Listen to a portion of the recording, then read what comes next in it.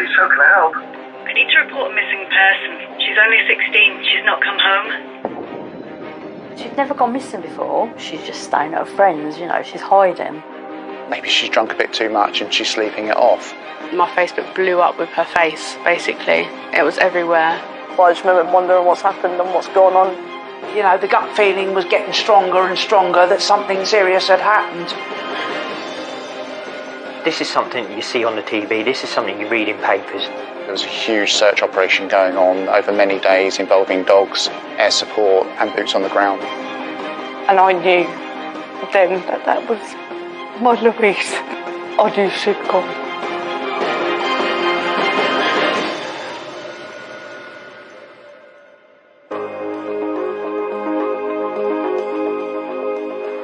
In the Hampshire town of Havant sits the close-knit community of Lee Park. It's a nice, quiet area. It's nice living here, friendly. My neighbours are really nice, you know. It's a very, very cosy area to live in. I've lived here 47 years now.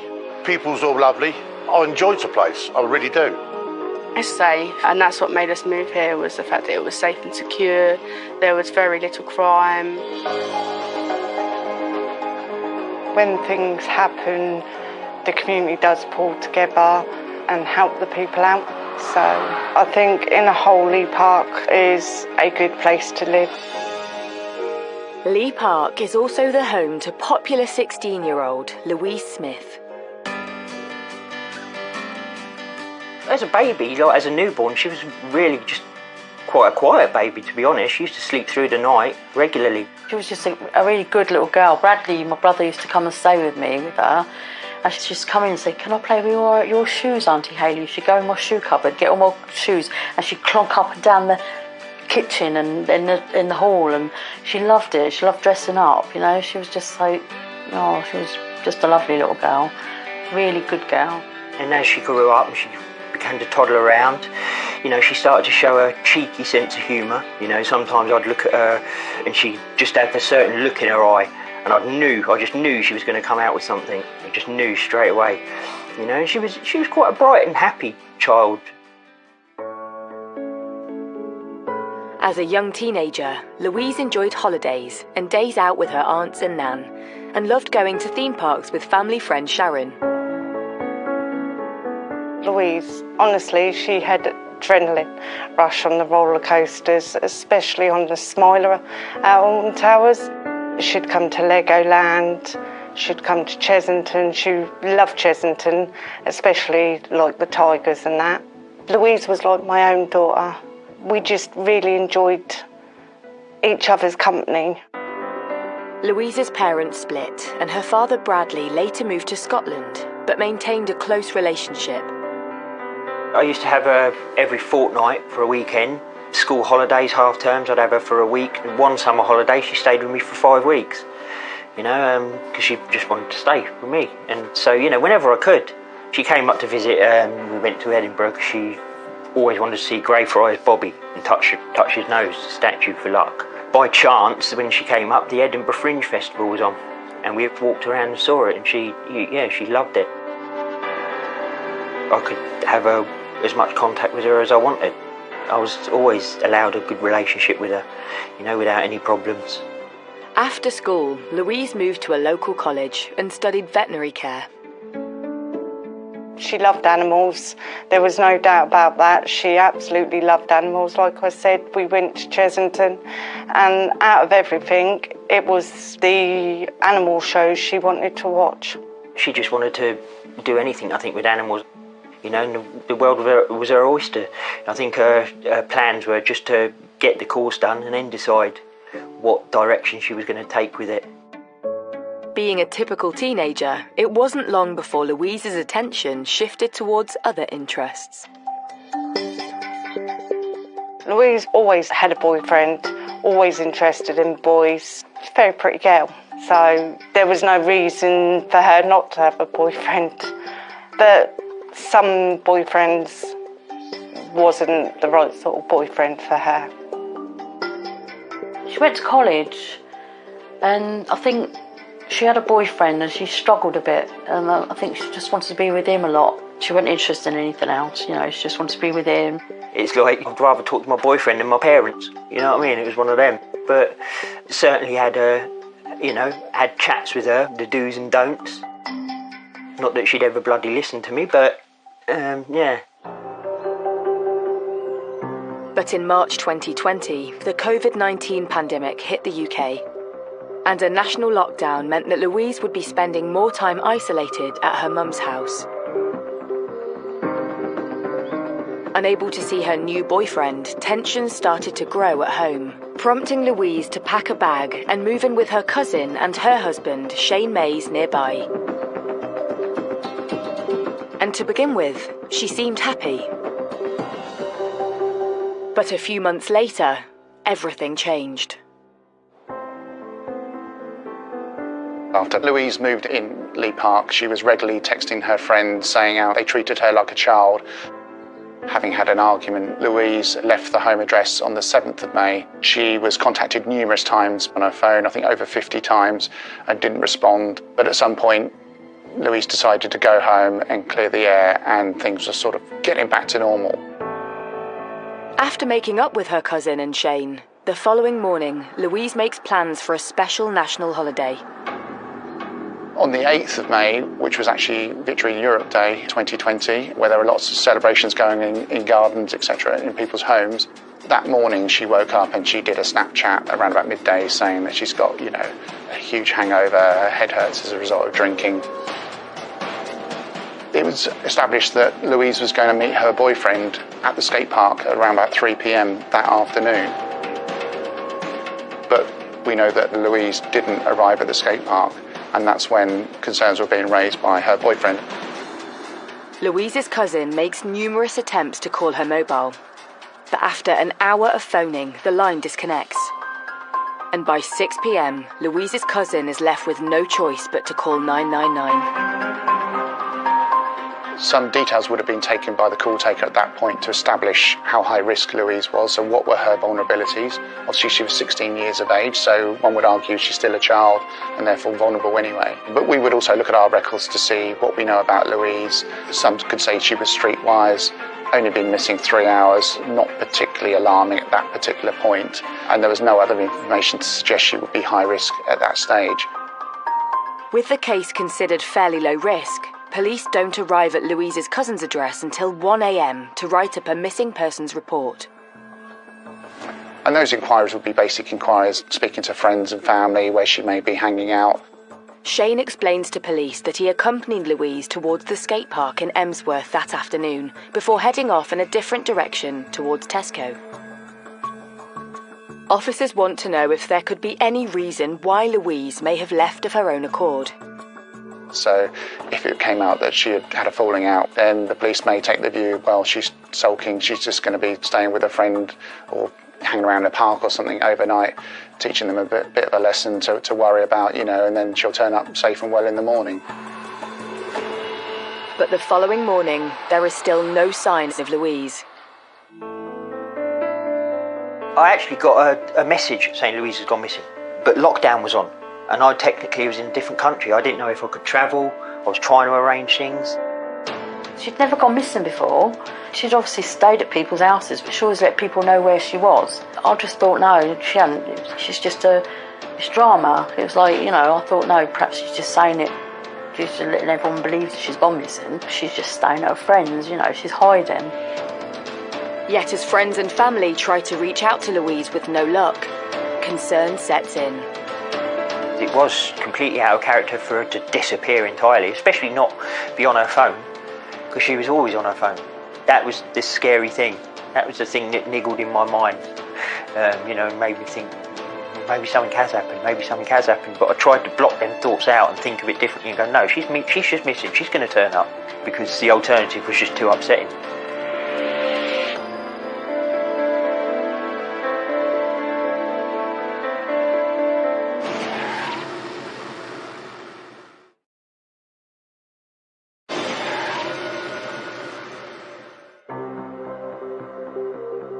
In the Hampshire suburb of Lee Park, concern is growing for 16-year-old Louise Smith, who was last seen heading towards a nearby skate park the previous afternoon, to meet her boyfriend. And with a missing person investigation underway, police attempt to paint a picture of Louise's life before she disappeared. I would describe Louise as a typical 16-year-old girl. She was going through that phase with her mother where she was starting to rebel a little bit. She wanted her own independence. They would regularly have arguments at home. She wanted to spend more time with her boyfriend. And you've got to remember, this was at a time during the pandemic when lockdown was occurring. And so tensions were high in most households, I would suggest. Police also take into consideration what else was going on during the day Louise vanished. The day that Louise went missing was the 8th of May, which was VE Day, and that was being celebrated nationally. So there were lots of parties going on, but because this was lockdown, the government restrictions at that time meant that you could only celebrate in your garden. But there was a huge party atmosphere going on within the community. And again, as a police officer, you're thinking, well, perhaps Louise has gone to one of these parties, and maybe she's drunk a bit too much and she's sleeping it off. If she's gone to friends and it is during lockdown, then potentially the friends might be thinking, well, I may have committed an offence here during lockdown and I don't want to tell the police that Louise is staying with me. So there's some additional difficulties at that particular time with that missing person inquiry. As the hours tick by, police dig deeper, questioning friends and family in the hope of finding clues into Louise's disappearance. Louise was 16 years of age. She's vulnerable by definition of her age anyway. We know that she'd had problems at home in the past. We know that she'd had mental health problems, and also she was using alcohol. So all this information coming in really ramps up our concerns and makes her a high-risk missing person because of those vulnerabilities. And so her being out and not in contact with anyone is really concerning for me, because she's a risk, and not just to family members, but other people out there could take advantage of her. And as night turns to morning, police issue an appeal to the public for sightings of Louise. When she didn't materialise the following day, that's when the concerns were raised.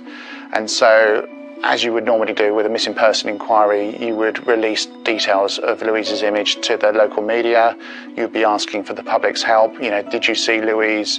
Was she at one of these parties?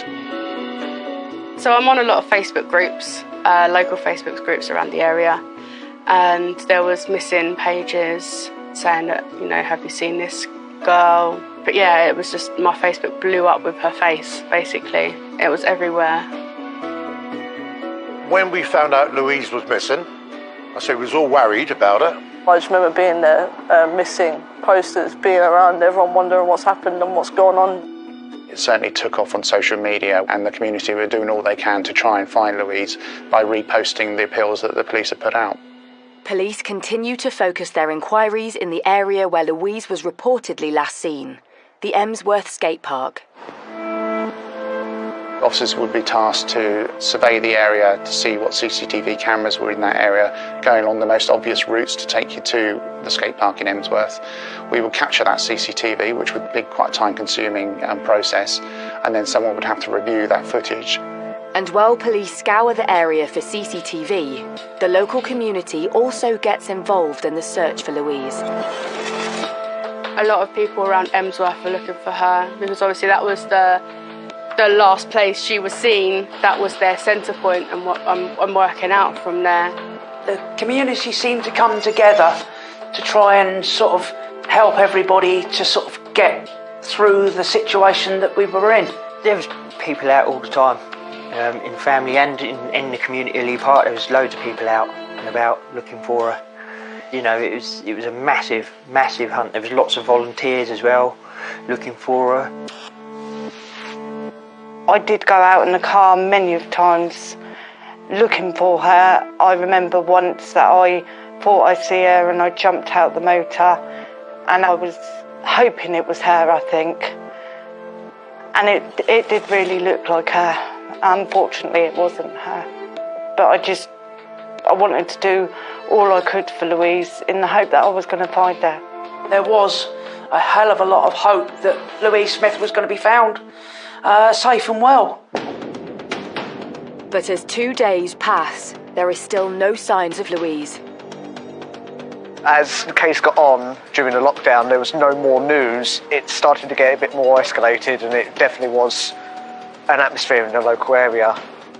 The gut feeling was getting stronger and stronger that something serious had happened. I think with any missing person inquiry, statistically, if someone isn't located within about 48 hours, the chances are they may not be alive. I think I just didn't allow myself to think like that, because the hope of her still, of her turning up overrode everything out, because that was my only concern. I just wanted my little girl to turn up. But it's when police look into the reason why Louise moved out of her mum's home at the start of lockdown, concern grows. She'd had an argument with her mum, and she didn't like the boyfriend of the mum, who her mum used to call her stepdad. She didn't like him. She did not like him at all. So in the end, that's why she moved. That's why she moved out. Could this revelation be in any way connected to Louise's disappearance? But after making their inquiries, police are able to rule out Louise's stepdad from the investigation. Attention then turns to Louise's boyfriend, who was due to have met her the afternoon of her disappearance. We were told that Louise was intending to meet her boyfriend at the skate park in Emsworth at 3 p.m. that afternoon. Her boyfriend was a nice guy. I dated him in year 9 for about a month. There's little teenage little thing, just when you're kids, and we was good friends, and I see him sometimes around here. But Louise's boyfriend claims she never turned up as arranged. So where did Louise go?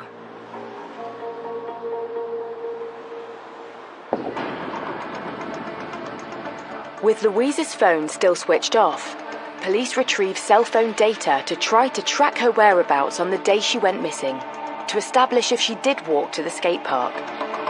So we would expect to look at the call data and the cell site analysis to show that that's where her phone is moving. But actually what it did show was that it was moving in a completely different direction towards Havant Thicket. What a phone tells you is where the phone is. It doesn't necessarily tell you where the person is. So it could have been that Louise has lost her phone and someone's taken that phone and it's headed off in that direction. It could have been she'd been robbed and that phone's gone there. So always keeping an open mind. 6 days into Louise's disappearance, there's a sudden breakthrough. 2 people are arrested in Lee Park. I was just shocked. It was something I just thought, this is something you see on the TV, this is something you read in papers, and I couldn't believe it. I was just gobsmacked. Louise's cousin and her husband Shane Mays are taken in for questioning. Both were interviewed at length by detectives at local police stations, and Shane was adamant that he had done nothing wrong.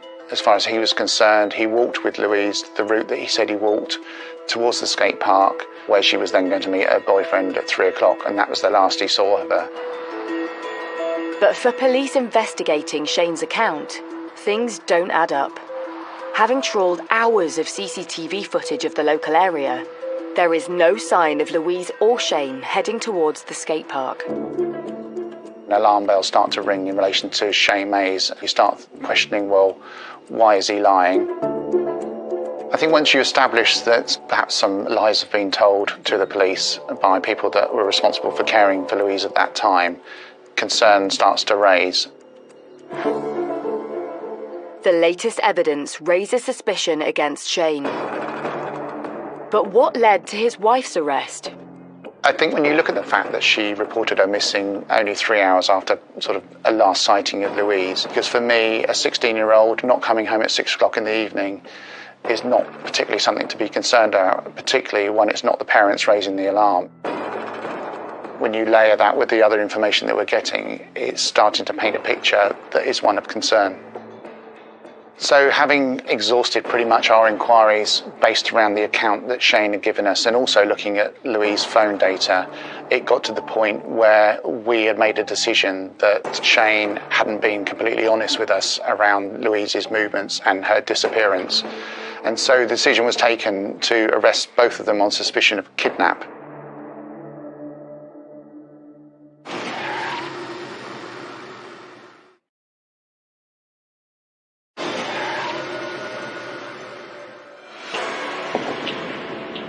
In Havant, 16-year-old Louise Smith has been missing for 6 days after she failed to meet her boyfriend at a local skate park.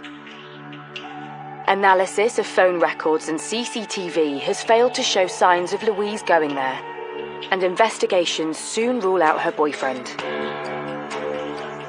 But police have arrested Louise's cousin and her husband, Shane Mays, on suspicion of her kidnap.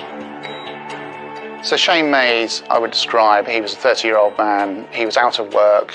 His day consisted of pretty much getting up in the morning, going to the shops, returning home, and then spending numerous hours on his computer, playing games. Didn't appear to be actively looking for work. Louise never said to me, oh, I'm scared of him or anything like that. She never said that to me. She never told me that. With both Shane and his wife in custody, police conduct a search of their home for any sign of Louise. The police would have been looking for obvious evidence, but also it would have been a forensic search as well. So we would have seized all of their clothing that would have been worn on that day.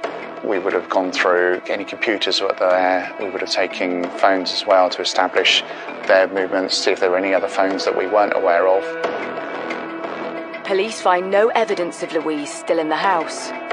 So focus turns to Havant Thicket, since that was the last location of Louise's phone signal. What it allowed us to do was then focus all of our resources in that area to really flush out, what clues were there and hopefully try and identify where Louise would be. And so there was a huge search operation going on over many days involving dogs, air support and boots on the ground looking for Louise or clues to establish where Louise may be.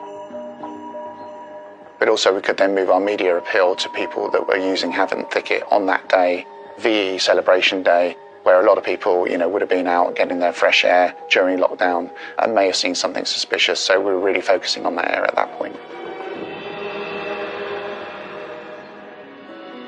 While the search for Louise intensifies, police have no concrete evidence to prove Shane or his wife had anything to do with her disappearance.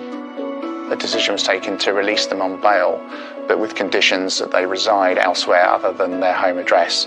And so they were placed in a local hotel near to their home address, which gave us the time and space to actually conduct our inquiries at their home address without interference from either party. You had a watch on 24 hours a day. There were 77 officers, vehicles surrounding the block. You had them knocking on doors in the general area, obviously trying to see if they could get any further information. The police had been working on a theory of kidnap. But 13 days after going missing, everything changed. Louise's body was found in the north of the thicket, covered up. Louise's body had been severely damaged, both by fire but also by violence, we believe. There was some attempt to cover up the body with sticks and wood. Clearly a fire had been set. It was fairly obvious at that point that this wasn't an accident, this wasn't self-harm, but this was a murder.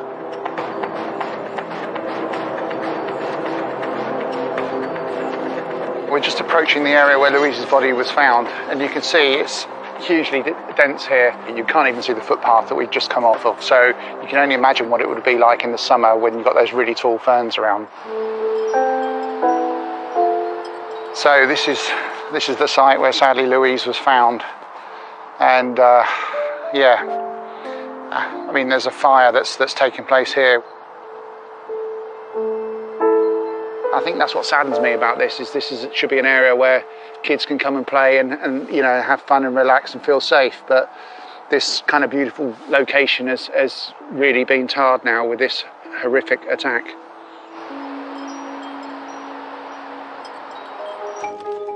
With a body found, the crime scene is immediately locked down and preserved so the body can be formally identified and clues to a potential suspect can be uncovered. And a pathologist is called in. I was asked to attend at Havant Thicket. It was very clear from quite a distance away that we were dealing with a severely burnt body. Thinking about the nature of the attack at the scene, It was simply obvious that there was some severe damage to the face.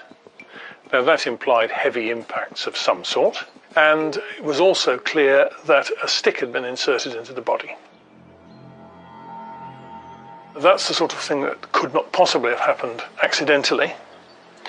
And so it was a question of identifying the particular stick and suggesting to the police how this might be managed. In this particular case, I said to them, I think what you need to do is to collect any DNA you can before anybody touches it. With the true horror of the crime unfolding, the police need to know who could be responsible for such a callous and brutal killing. As far as any more detail is concerned, there was really nothing much I could tell the police otherwise until we'd got on and got the body to the mortuary and examined in more detail. And while Louise's remains are taken to the mortuary and DNA samples taken to the laboratory for examination, it isn't long before news reaches Louise's father while on his way to England to join the search. We was about halfway on the journey when I got the call to say they'd found a body. I was told, you can't tell anyone, you can't tell anyone. You know, nobody, not even your family, in case they say something, because it could jeopardise the case. It was a very anxious journey because I just wanted to get here and, you know, see firsthand what was going on, what's happening. I had somebody message me that they had seen a black private ambulance come out of the thicket. I got in the motor. I drove down to the thicket. Obviously, we weren't allowed into the thicket. I had my friend in the car with me, and there was just police everywhere. And I knew then that was my Louise.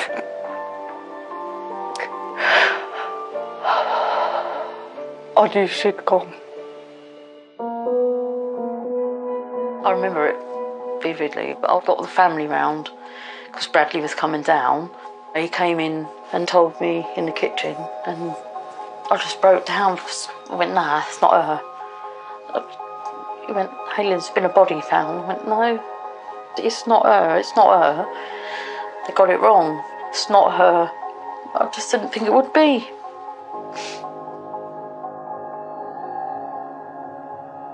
The news that everyone feared spreads across the tight-knit community. When I read the story on one of the local community pages saying that a body had been found, they couldn't reveal who it was, but parents of Louise had been told. And it was absolutely horrible. The outpouring of grief was huge within the community, particularly on social media. There was a huge sense of upset and disbelief, and I guess despair, really, and I think the same for the police. I think when you're dealing with a missing person inquiry, you're always hoping that you're going to find that person safe and well. And then when you do find a body, it just punches you in the guts, really. The hunt for Louise's killer is now on. And firmly in the police's sights is one man, Shane Mays. The person who had been looking after Louise. What we found at about 3:10 that afternoon was an image of Shane Mays coming out of Havant Thicket and walking towards his mother's address, which is close by. Having said that, he was at the other end of the town near the skate park in Emsworth. The CCTV evidence places Shane near the scene of the crime. And when police receive forensic evidence, there's a breakthrough. Having carried out a number of examinations both at the crime scene and also through post-mortem examination on Louise, and also the search that we did back at the Mays flat, we were able to establish that we had a DNA match from Shane Mays on a wooden stick that was found at the crime scene near Louise's body. But also a speck of blood was also found on his trainers, which came back to Louise's DNA. Shane Mays is rearrested, but this time he's charged with the murder of Louise Smith. His wife is also rearrested on suspicion of assisting an offender. At a hearing, Shane Mays pleads not guilty to murder, which means a trial will ultimately take place. I'd say the pressure really starts at that point, because you'll then set fairly quickly a trial date, where you need to be trial ready. It's a painstaking process. You need to be 100% sure that that is the person that you say is the killer of your victim. After further investigations and without any evidence against Shane's wife, she is released without charge. With all evidence pointing to Shane Mays and a trial now set, the question everyone wants the answer to is why would Shane want to brutally murder a 16-year-old girl living in his care?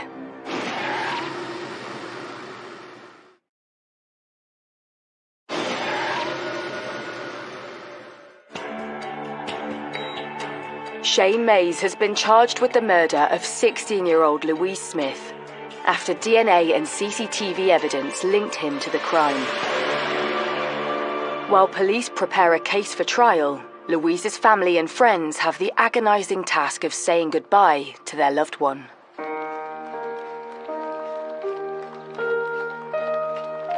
The day of Louise's funeral, there was hundreds and hundreds of people. People had gone out and put purple bows the night before her funeral on the lampposts. The community just all pulled together. It was lovely. You know, they all stood out on the streets, and right from outside her house right up to the crematorium. Seeing everybody out there, it was overwhelming for me personally, being a very private person as well. It was also quite wonderful just to know that they were there. And Lou would have been looking down thinking, wow, I didn't realise I was so loved. And, you know, everyone was there, everyone. It was just, the world stopped just for a moment, just for her.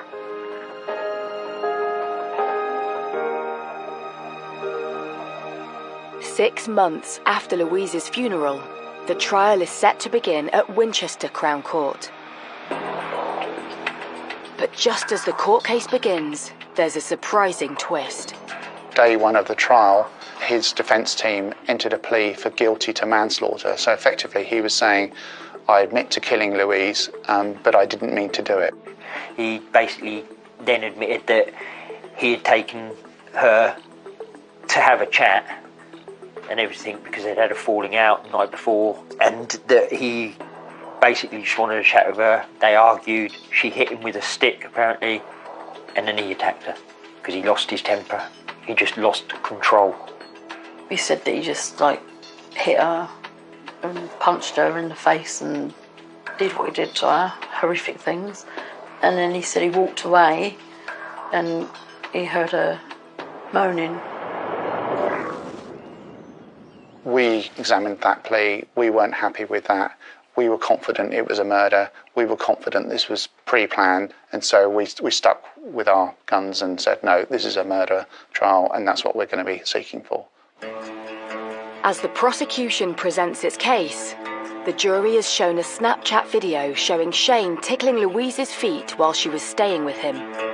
Some of the things we heard in court was there was a lot of, flirting going on between Shane and Louise, and she was still a child.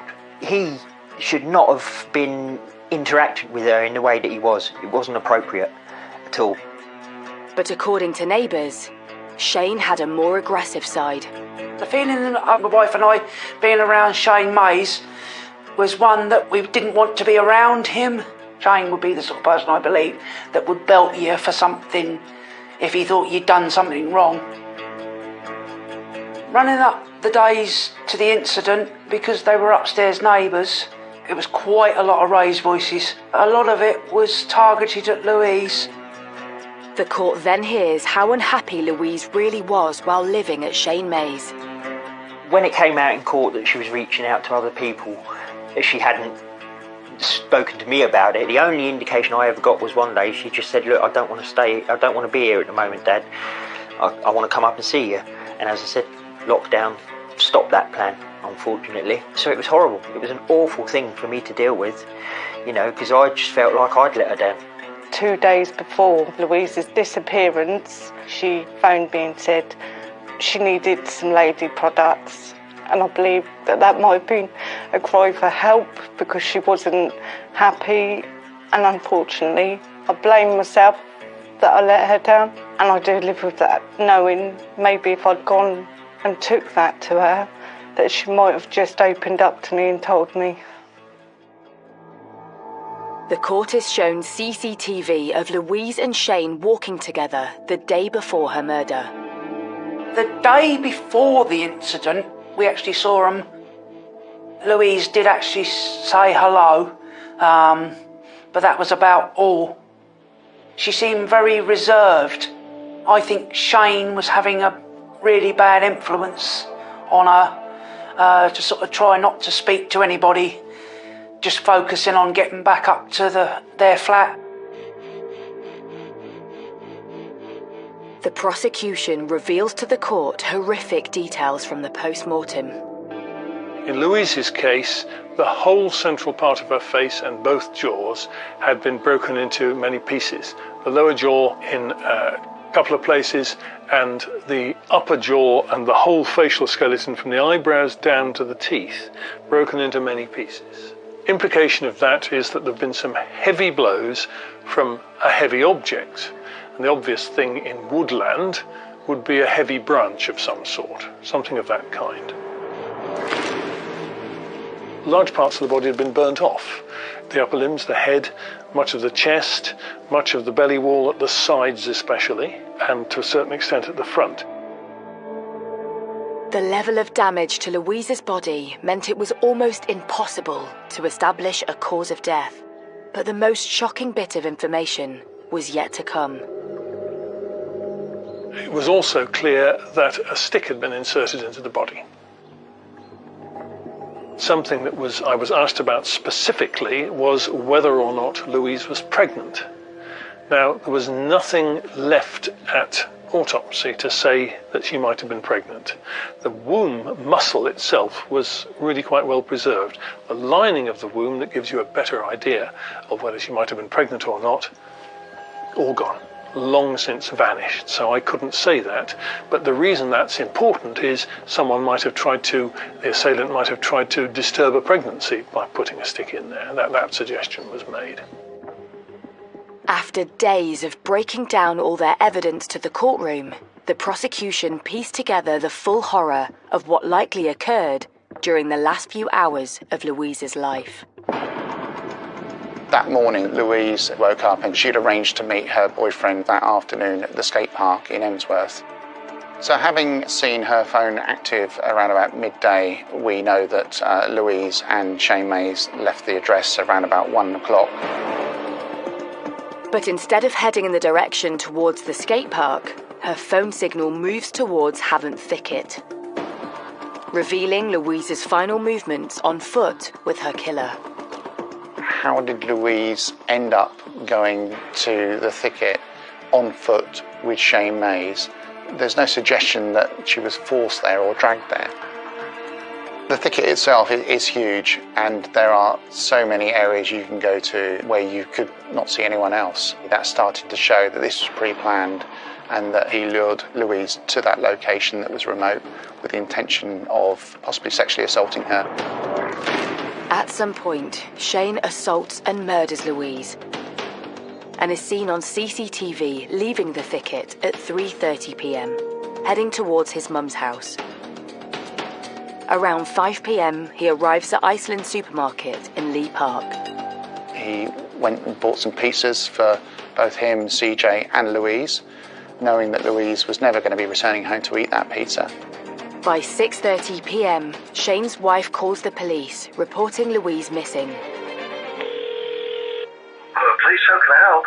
I need to report a missing person. She's only 16. She's not come home. But I think once the police became involved, I believe that he realised that at some stage we were probably going to locate Louise because her phone would show that she was in Havant Thicket. And so it's my belief that he returned to the crime scene at some stage, probably during nighttime hours, so that he wouldn't be seen. And he then built effectively a bonfire over Louise and set fire to her, possibly using an accelerant to destroy the evidence, knowing that it's highly unlikely that you'd get a dog walker or a pedestrian walking through the thicket during the night reporting a small fire taking place. He went back a couple of days after and finished her off. We're hoping that she died instantly so she wouldn't go through all that pain. After a gruelling 3-week trial at Winchester Crown Court, the jury returns its verdict. Shay Mays is found guilty of murder and is sentenced to 25 years in prison.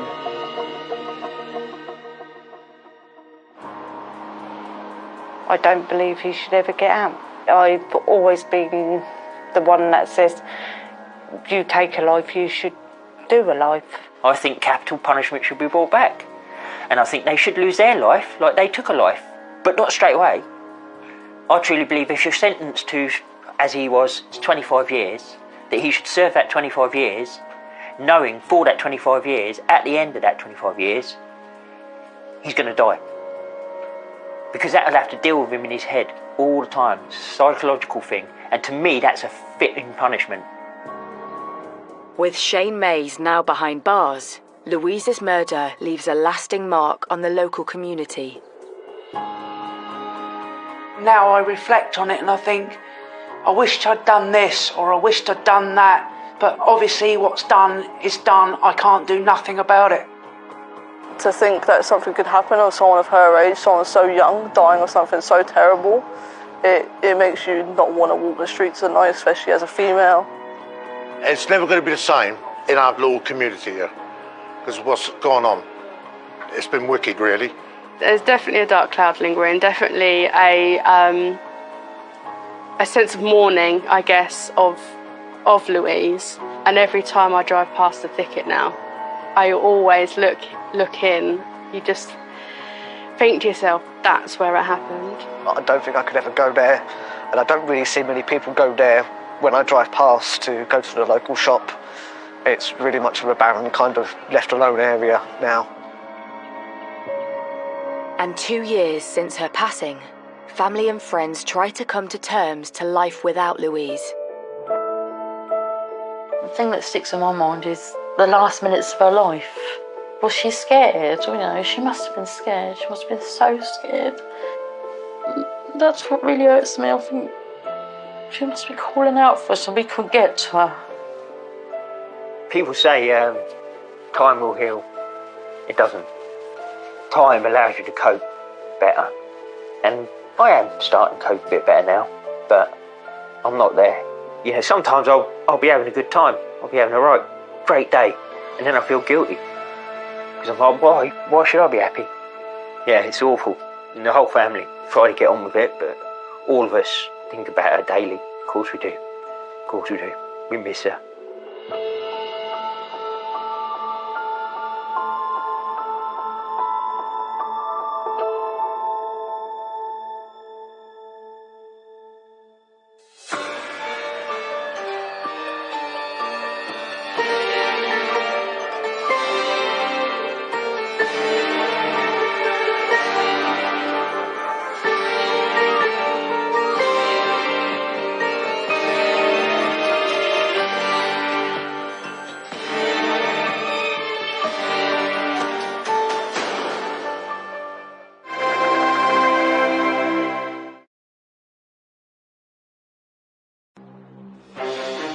Nikki was not answering the door, was not answering the phone.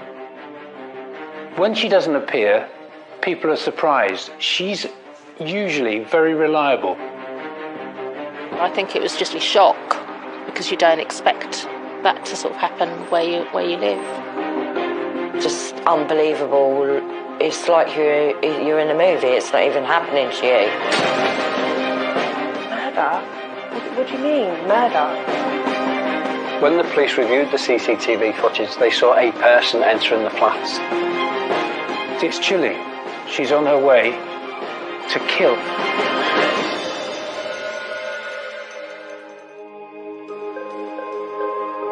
Letchworth, England's first garden city, is a rural town situated north of Hertfordshire.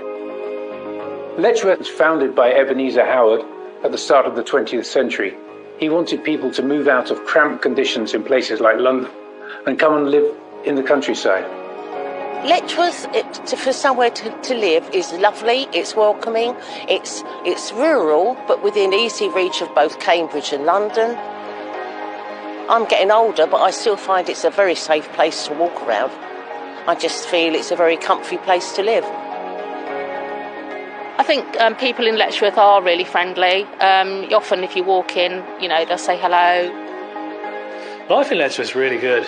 Everybody's very friendly, can be very vibrant through the summer months. Very nice place. Letchworth is a lovely place to live. Very quiet, very nice, no trouble at all. Wouldn't live anywhere else. Beautiful place. And for 26-year-old carer Nikki Collingbourne, it was the perfect place to live and work while remaining nearby to her family. We were like best friends, really. Not so much, we used to make a joke about her being my auntie because she was younger than me, but we were just like really close friends, like sisters, really, because we were of a similar age. She always wanted children of her own, and I think that made her very childlike, but in a good way. And she worked with children as well, so. Because she's so good with kids, like, amazing, like, just seeing family, anyone's children, even their friends' kids, she was brilliant with. So obviously as I started having my children, she became quite involved, and we'd often spend weekends together away, with kids, without kids. She was just such a kind person. Nikki was very funny, caring and loving. Everything about her. She was just a wonderful person. She'd drop anything to do, anything for anybody. Nikki's close family circle depended on her in their daily lives, and that included helping her mum and taking her to and from hospital appointments. But all that was about to change.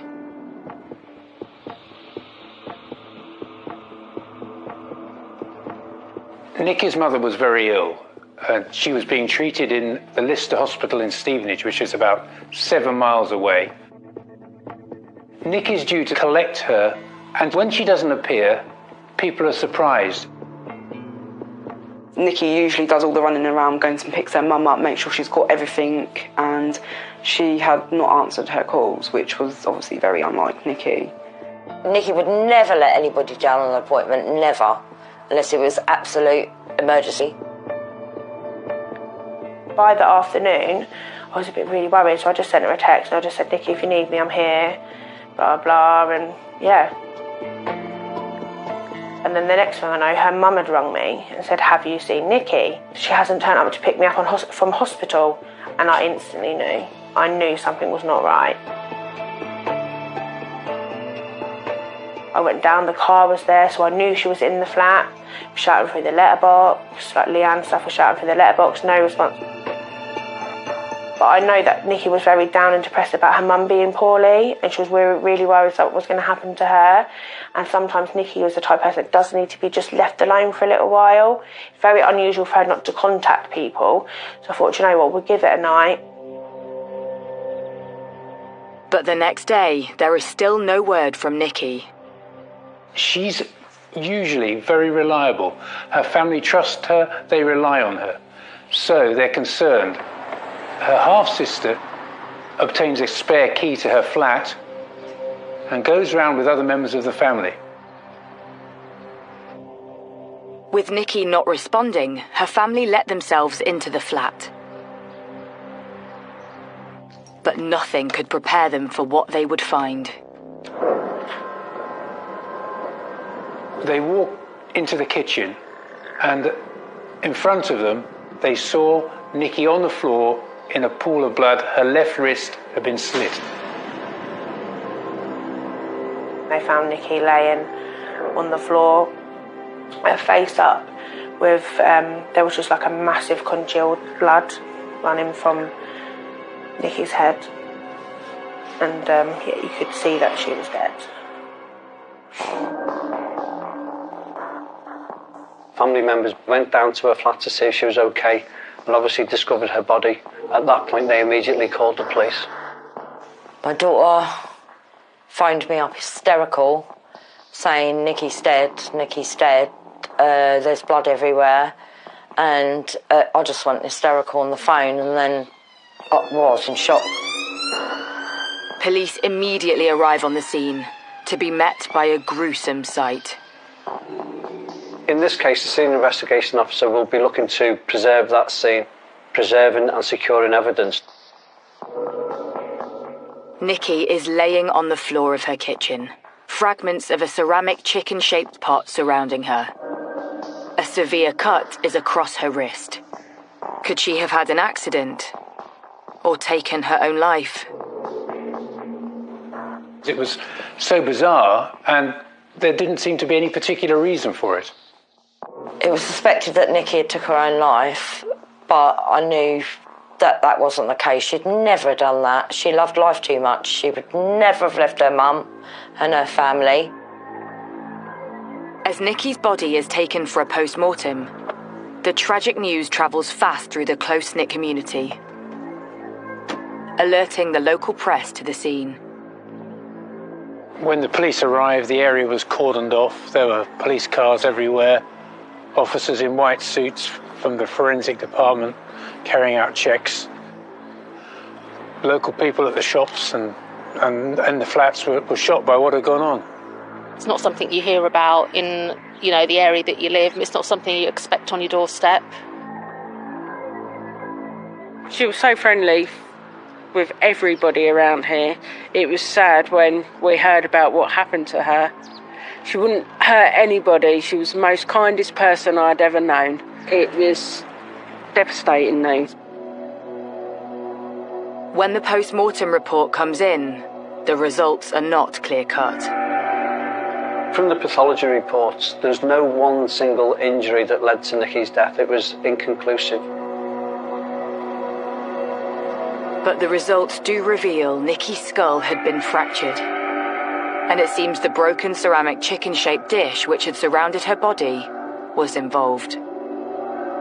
So the pathologist said that the chicken dish would have been picked up by two hands and used with considerable force.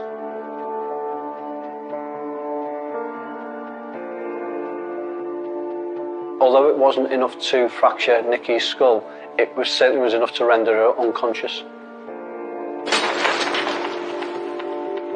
The police quickly realised that somebody else had been involved. The pathologists have concluded that she died because of the violent actions of a third party.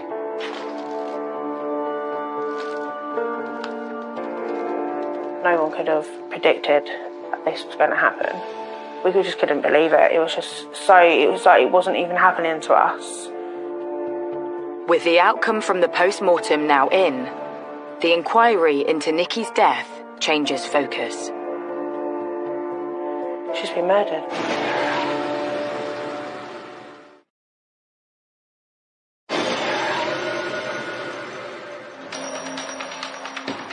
In Letchworth, results from the post-mortem on 26-year-old Nikki Collingbourne has changed the course of the investigation. They walked into the kitchen, and in front of them, they saw Nikki on the floor in a pool of blood. Her left wrist had been slit. Chicken dish would have been picked up by two hands and used with considerable force. It certainly was enough to render her unconscious. With a murder investigation now underway, police break the news to her grieving family. I was at work. I got a phone call from my boyfriend at the time, and he just said, "You need to get home right now." He goes, "I can't really tell you anything. I don't want to tell you right now." But I knew, and I was so panicky. When I got there, there was police everywhere. It was, not very good. And my children were there crying. My mum was there crying. And I was like, "Murder? What do you mean, murder?" I honestly didn't think, even in that moment, that it was murder. Just unbelievable. It's like you're in a movie. It's not even happening to you. Yeah, everyone was just shocked, devastated. News that Nikki's death is now being treated as a murder quickly spreads around the area. When I first heard about the murder, I think it was just generally shock, because you don't expect that to sort of happen where you live. I was really amazed, really surprised, because it's a really safe area, and It really shocked me. It took a long, long time to take it in. We knew relatives who knew them, and so sorry for the family, you know. With family and locals still trying to come to terms with the murder, the bigger question being asked is who would want to harm Nikki? She works with children. That was just what she wanted to do for her whole life. Just work with children, be a mum, and, you know, she had a great relationship with everyone. I loved everything about Nikki. Everything. She was just a beautiful person. There's nothing she wouldn't do for you. She'd cheer you up. She'd get you motivated, because I don't go out a lot. She'd come in, she'd do stuff for me. She's like the little sister I never had. Her family was her life. And yeah, we saw her almost all the time. I'd open my door, my son would be gone into her house, and I wouldn't see him for days.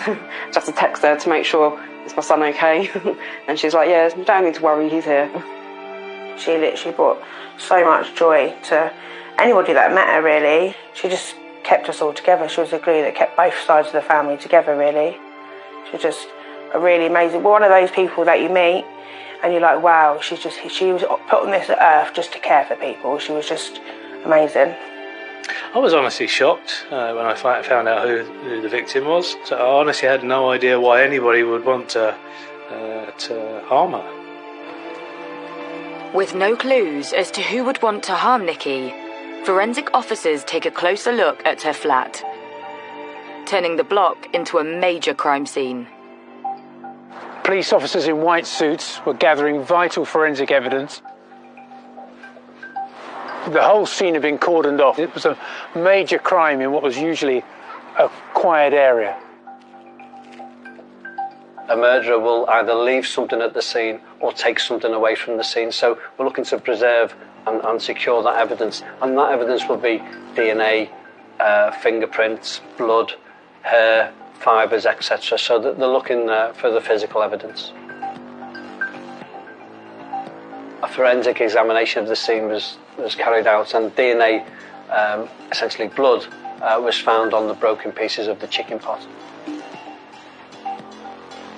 While the evidence is sent off to the laboratory for examination, further searching at Nikki's home uncovers something concerning. A letter was found in Nikki's flat in which she'd written to her GP saying she was absolutely terrified. The letter throws up more questions. Who could Nikki have been afraid of? And could this person be behind her untimely death? Nikki unfortunately got a lot of threats, and Nikki was terrified. I've never ever known anyone so absolutely terrified. I remember one night she barricaded her door up. Yeah, she was very withdrawn. She was just scared. Police need to piece together Nikki's last known movements, including trying to ascertain whether anyone visited her. There was no sign of a forced entry, in the sense of, for example, the door having been levered or a broken window or anything of that kind. The only way that you could get to it, it was quite secure, was by entering the door to the common parts of the purpose-built block and then going up the stairs and onto the landing and approaching the door of Nikki's flat. So when looking at a murder investigation, the priorities at the scene could be different for different murders. For example, a killer has to have got there and then gone away from the scene. So it could be fast track looking at the CCTV, it could be speaking to family members, or it could be house to house because somebody could have seen the killer leaving the scene. All the entrance and the landing on the first floor were covered by CCTV cameras, and as it happens, the system had been recently improved, and once the police got access to the CCTV, they recovered whole series of images of events occurring at the door of the flat between the Sunday evening when Nikki returned home and the Tuesday evening when members of her family finally let themselves in. After accessing the CCTV footage, police spend hours trawling through the images. When the police reviewed the CCTV footage, they saw a person entering the flats. That person was wearing a high-vis jacket. The CCTV shows a figure in a ginger curly wig, large frame glasses, with a King Charles I beard and a high-vis jacket lumbering along the corridor. The person is seen entering the flats just before 8:30 a.m. on Monday the 23rd of May and leaving just before noon, corresponding with the pathologist's time of death. That person immediately becomes a person of interest because of the time they entered and left the flats. But also the CCTV showed that that person went to Nikki's door. Who is the person on CCTV wearing a high-vis? Could it be a workman or a boyfriend? When you've got the CCTV, you don't know who that is. However, you look into the victim and their background, and if you find out how a victim lived, you may find out how they died. She didn't have a boyfriend, she was waiting for that one special person. With police still at a loss, they turn to those close to Nikki. The police called me up and asked me to go into the station to help them with something. But after I got off the phone to them, I was like, a bit like, well, I was the last person to see Nikki. Like, all these thoughts were, you don't even think you're going to think like that, but all these thoughts were running through my mind. I thought, I was the last person to see her, I was the last person to talk to her. What if they think it was me? Me and Jodie had been called up on the Thursday or Friday by the police at the headquarters in Welling, and they said, oh, would you and Jodie, we want just you and Jodie to come and view some pictures for us. And we were like, oh, okay. And we were like, well, we don't really know anyone around here. We only know our family, so I don't know what we're going to find. Like, we just didn't know what we was going to expect. So me and obviously Leanne drove there, and we got there and they separated us both. And they basically took Leanne into a room, and then took me into a room, and I didn't quite know what I was here to do. And they just like, we need to show you some CCTV images. Just say what you think. If you know the person, say. And we kind of sat in this room and had a camera on us. I filmed the whole thing of me watching video footage of someone in a high-vis. I honestly felt like passing out when I see it, like within 3 seconds of watching the clip. I actually had to stop halfway through watching it. I was in such shock. I was crying, screaming. I couldn't believe it. And I was like, I don't even think that's a man. I think that's a female dressing up as a man. I knew straight away that Jodie was going to identify her. Just knew that it was Yvonne.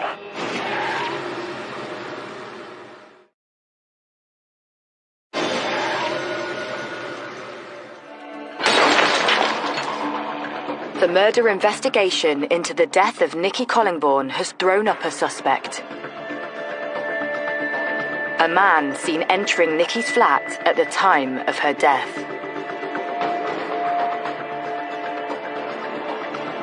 But when CCTV is examined closely, family members recognise the person. And it's not a man.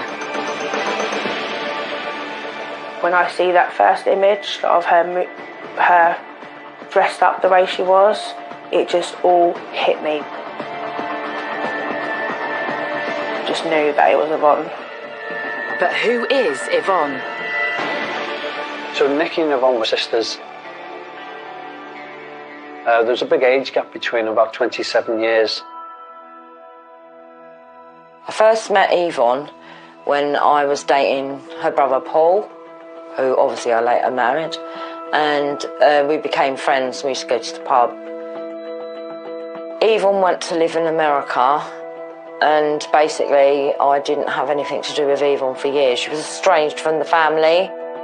Having moved to the US in the early 1990s, and due to their age gap, Yvonne and Nikki had not grown up together. But keen to get to know her half-sister, Nikki moved to America. I did meet her when I went to America a couple of times. I kind of had my reservations about her, and she's quite in your face when she talks. She makes everything about her. She's quite manipulative. She was quite boisterous. She would certainly punch you if she wouldn't think twice about it. Despite the family's reservations, in 2015, when Yvonne came to visit family in the UK from the US, Nikki repaid the favour, letting her sister move in with her.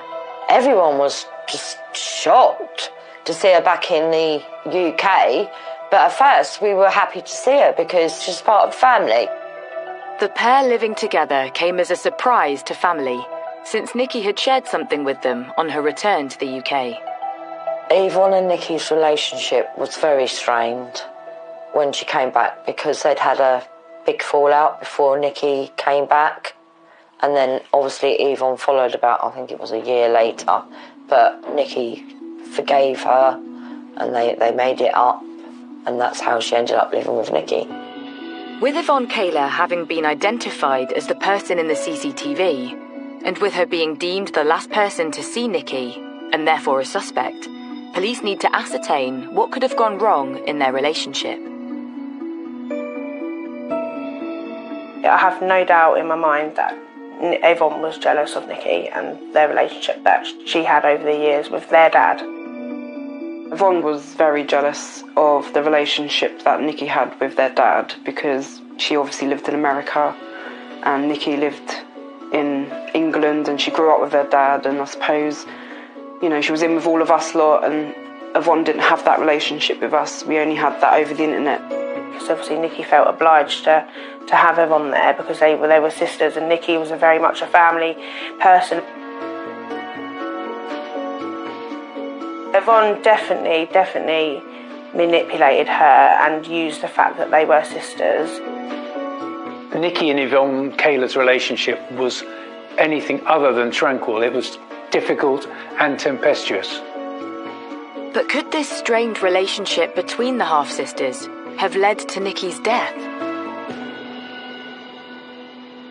In order to piece the puzzle together, police need to ask some questions. So make a decision.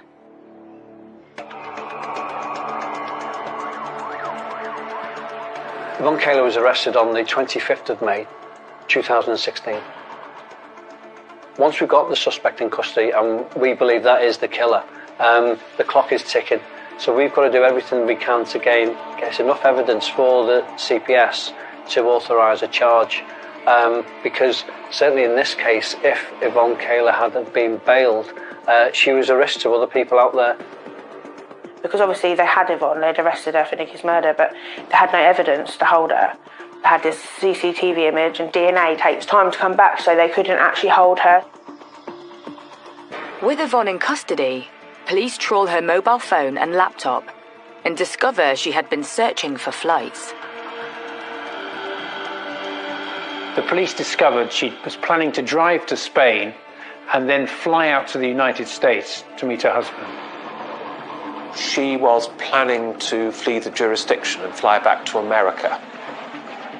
Those arrangements had, as it were, begun in the immediate aftermath of Nikki Collingbourne's death. She was a flight risk. We know she was planning to go back to the USA. Her mobile phone revealed she'd even sent messages after news of Nikki's murder broke. Yvonne Kaler was pretending to be as concerned and upset as every other member of Nikki's family. She sent a message to her husband in the United States saying, "Pray for Nikki, as I will." While piecing together Yvonne's movements in the days leading up to Nikki's murder, further revelations come to light. She had visited the costume shop where she acquired the wig and the disguise and the false beard the preceding week. So there'd been clearly an element of planning about all of this. We believe she's planned this murder meticulously, so she's an extreme danger to the public out there. Police build their evidence against Yvonne Kayler. But at this stage, it's purely circumstantial. So the focus turns to questioning Yvonne while in custody. Yvonne, do you recognise the person in that CCTV? Look, bow-legged, fat, bow-legged to me. Even though it could be clear that the person on the CCTV is Yvonne, Yvonne is denying that that is her, and that is not enough on its own to convict somebody of murder. It was almost like it was a joke.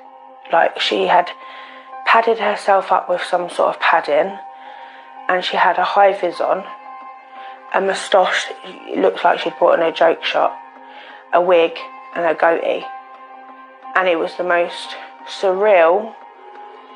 I can't to this day even look at it, like, I literally can't believe the way she dressed up and how she thought she was going to get away with that, because you can clearly see that that is her. When I heard that Yvonne had dressed up to get into the flat, I was just gobsmacked. Never have even thought of anything like that. Well, I couldn't tell if it was a fake beard. Do you own a fake beard? No, I don't own a fake beard. Do you own a fake wig? No, I don't own a fake wig. By denying her presence on the CCTV, Yvonne was trying to achieve the smoke and mirrors that she'd of her plan. She wanted the police to believe that this was a man, and in fact, in a police interview, she tells the police officer that she thought it was a man who was bow-legged. Again, this was just part of her callous plan. I'm fat, but I'm not bow-legged. I look like a man to me. I couldn't see his face. What do you think looked like a man? Just what they're wearing looked like a dude. Then there is a breakthrough in the case.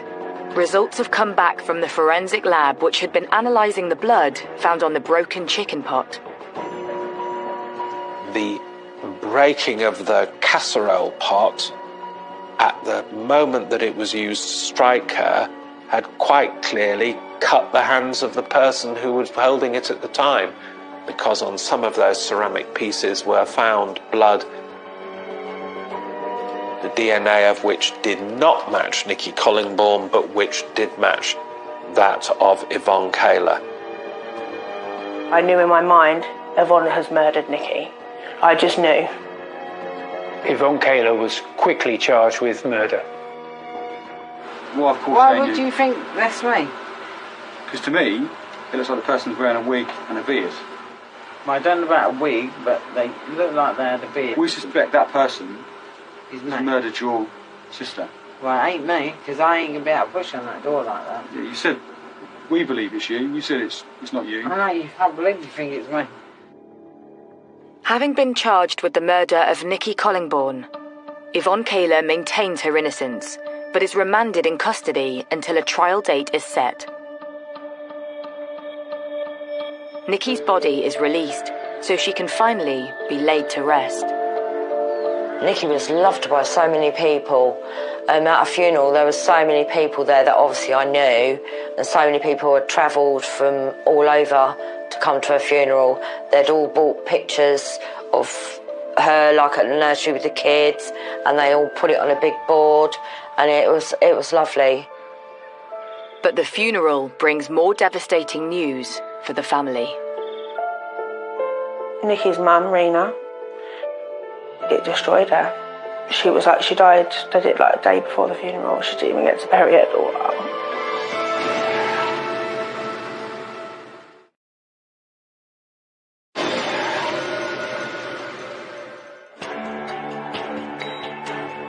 With overwhelming evidence stacking against her, Yvonne Kayler has been charged with the murder of Nikki Collingbourne.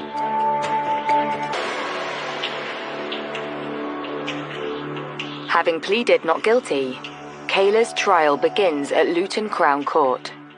The main issue in the case was the identity of the person who had been captured on the CCTV forcing their way in.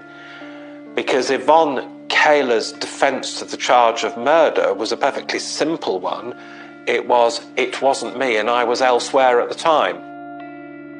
As the case opens, Nikki's family take to the stand. I think I was one of the first people to give evidence, so I couldn't actually go and sit in the gallery until I'd given my evidence. I just remember when I did go in, that obviously the very first person I did see was Yvonne. She was just smirking, trying to make me feel uncomfortable. And they reveal a major fallout between Nikki and her half-sister Yvonne when the latter came to the UK to visit family for a few months. Yvonne had been at Nikki's for a few months. They'd had a few bad days, a couple of little rows, and either Yvonne or Nikki would end up in my mum's house, which is where we resided at the time. And, you know, we could kind of see the tension, you know, getting a bit more. So I think they lived together for a very short length of time, like 5 months. But in that 5 months, a lot happened. Like, a lot happened. Yvonne was literally trying to manipulate Nikki into doing everything for her. It was like she was using Nikki, basically. She was just using her. So when Nikki told us that she was going to evict Yvonne, we were ecstatic, really, because Nikki had been in a bit of a state for a couple of weeks, maybe a little bit longer. Tension arose between them whilst they were living in the flat, and Nikki Collingbourne asked her to leave. On the day of her departure, there was unpleasantness between them, and Yvonne Kaler made a complaint to the police that Nikki Collingbourne had assaulted her. And the police came to the flat and they arrested Nikki Collingbourne, and she was taken to a local police station. Having interviewed her, it wasn't long before I think they realised that there wasn't any substance to the complaint, and she was released from custody, allowed to go home, and in fact nothing further was ever done in respect of that complaint. But whilst Nikki was busy explaining herself to local police, it seems Yvonne was taking her revenge for being evicted. While Nikki was being questioned, Yvonne paid a locksmith to break in, basically. She proved that she'd lived there because obviously she had paperwork to say that that was her address, but obviously she wasn't on the tenancy. And so the locksmith, he had no idea, because she was very manipulative. She just pulls the wool out over everyone's eyes.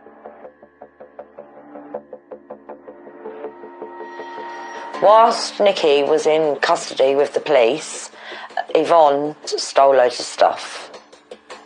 Once inside Nikki's flat, it seemed Yvonne stole some of her half-sister's belongings, something Nikki discovered when she arrived home. Well, she immediately reported what had taken place to the police, that her sister had let herself in to what was Nikki's home without permission, and Yvonne Kaler was arrested as a result of that complaint. But Yvonne seemed determined to wheedle her way out of trouble. Yvonne Kaler was now in big trouble. She was facing a burglary charge and a trial at a Crown Court. She approached Nikki's ill, elderly mother in an attempt to persuade her to say that the property that she'd taken belonged to her. She was subsequently charged with offences of burglary and doing acts tending and intended to pervert the course of justice, and that those proceedings, that case was due to be tried at the Crown Court at Cambridge. While awaiting her day in court for burglary, Yvonne was released on bail on the condition she didn't contact Nikki. She breached those conditions. She would phone her up, try and make contact with her, and did so in such a way as to cause considerable alarm to Nikki. Nikki was certainly living in fear of Yvonne due to the burglary and perversing the course of justice.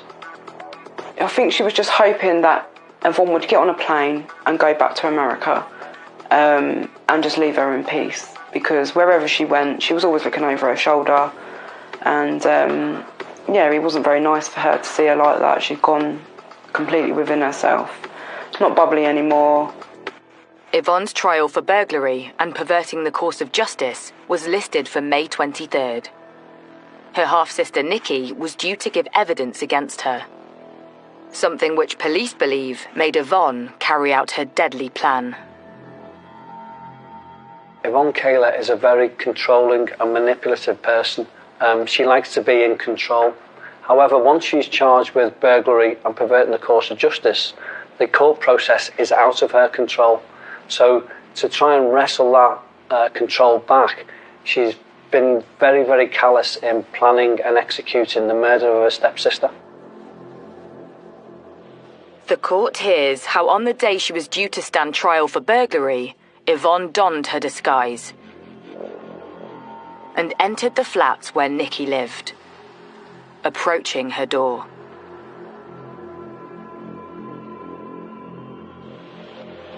Then this shocking scene of the door being opened, and what we surmised from the way that she was dressed and the towel and the half-full bath is that Nikki had been in the bathroom with a towel wrapped round her, with just her underwear on. She was preparing to have a morning bath. She heard the doorbell go. She opened the door, and as she recognised it was her sister, she would have been really frightened and shocked at the realisation of seeing that, although it was her sister was disguised in this bizarre way, and I think she would immediately have known that she was in really serious danger. And there was a struggle at the door. And as you watched it, there were that awful couple of seconds where it looked as though she was just about to get the door shut, before finally it was forced open and Yvonne Cayler went in, and then the door shut behind her. And then 2 hours of nothing. Once inside the flat, the prosecution claims Yvonne and Nikki argued in the kitchen, and as Nikki turned to walk away, Yvonne attacked her. The chicken dish would have been picked up by two hands and used with considerable force, and Nikki would have been walking away from that. Certainly was enough to render her unconscious. Then Yvonne panicked and tried to stage the scene. There's been an attempt made to make this look like a suicide, so there was injuries to Nikki's wrist to make it look like she'd self-harmed. There was also a big tidy up of the flat, and including the staging of placing a dustpan brush in Nikki's left hand. Having tried to make it look as though Nikki had cut herself on the broken pot and bled to death while trying to clear it up, Yvonne is once again caught on CCTV leaving the flat. She was carrying some plastic bags that she hadn't had with her when she arrived, so she clearly had some property in the bags. One of the things which we consider she did when she left, and which was in the bag, were some of the remnants from the casserole pot that had been used. Because one of the things the police did was they put it all back together again. It was like a 3D jigsaw. But what it demonstrated once they'd done it was that there were a number of the pieces missing.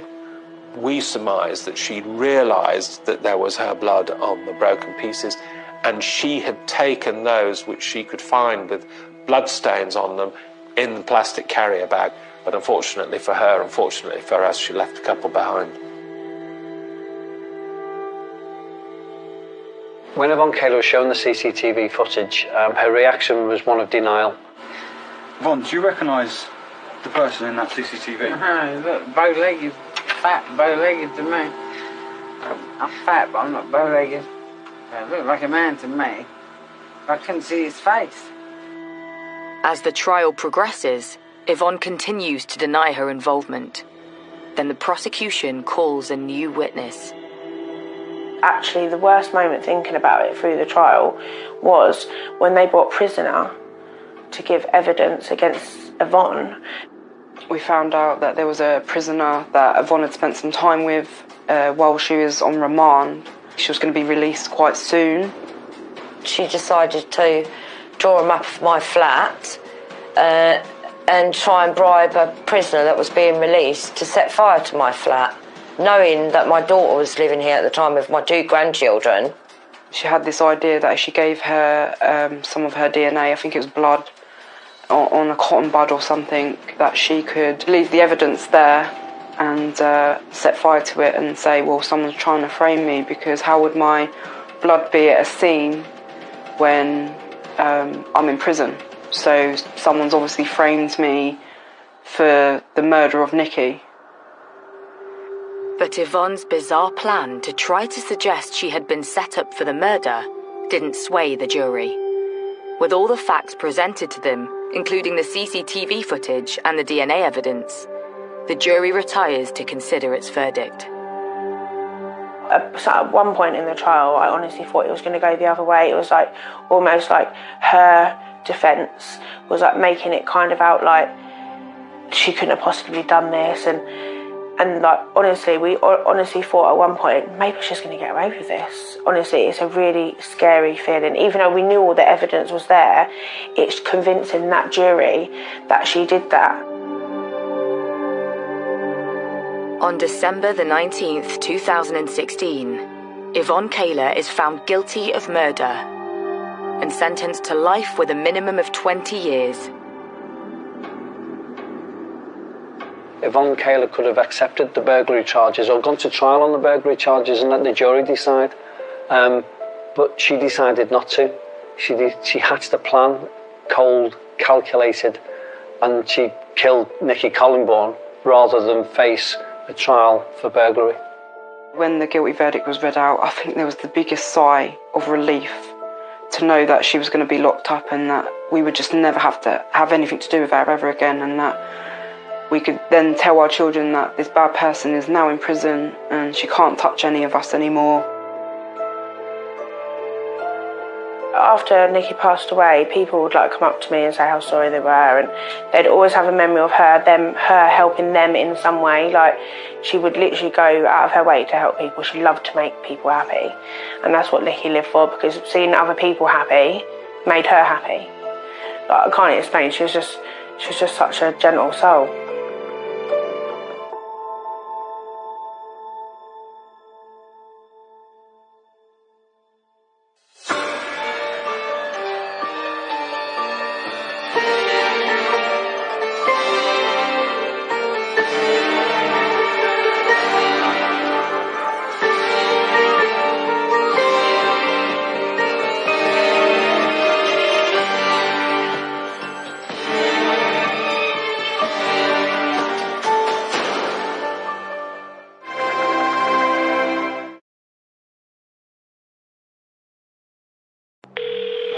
The building that's on fire? It is, yeah. It is, okay then. I got out, I managed to get Right then.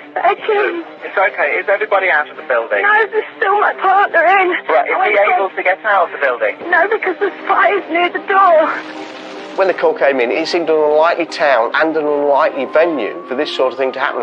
At a joinery shop, after tea, when you wouldn't expect people to be working, things just didn't seem quite right. Everybody was really quite worried.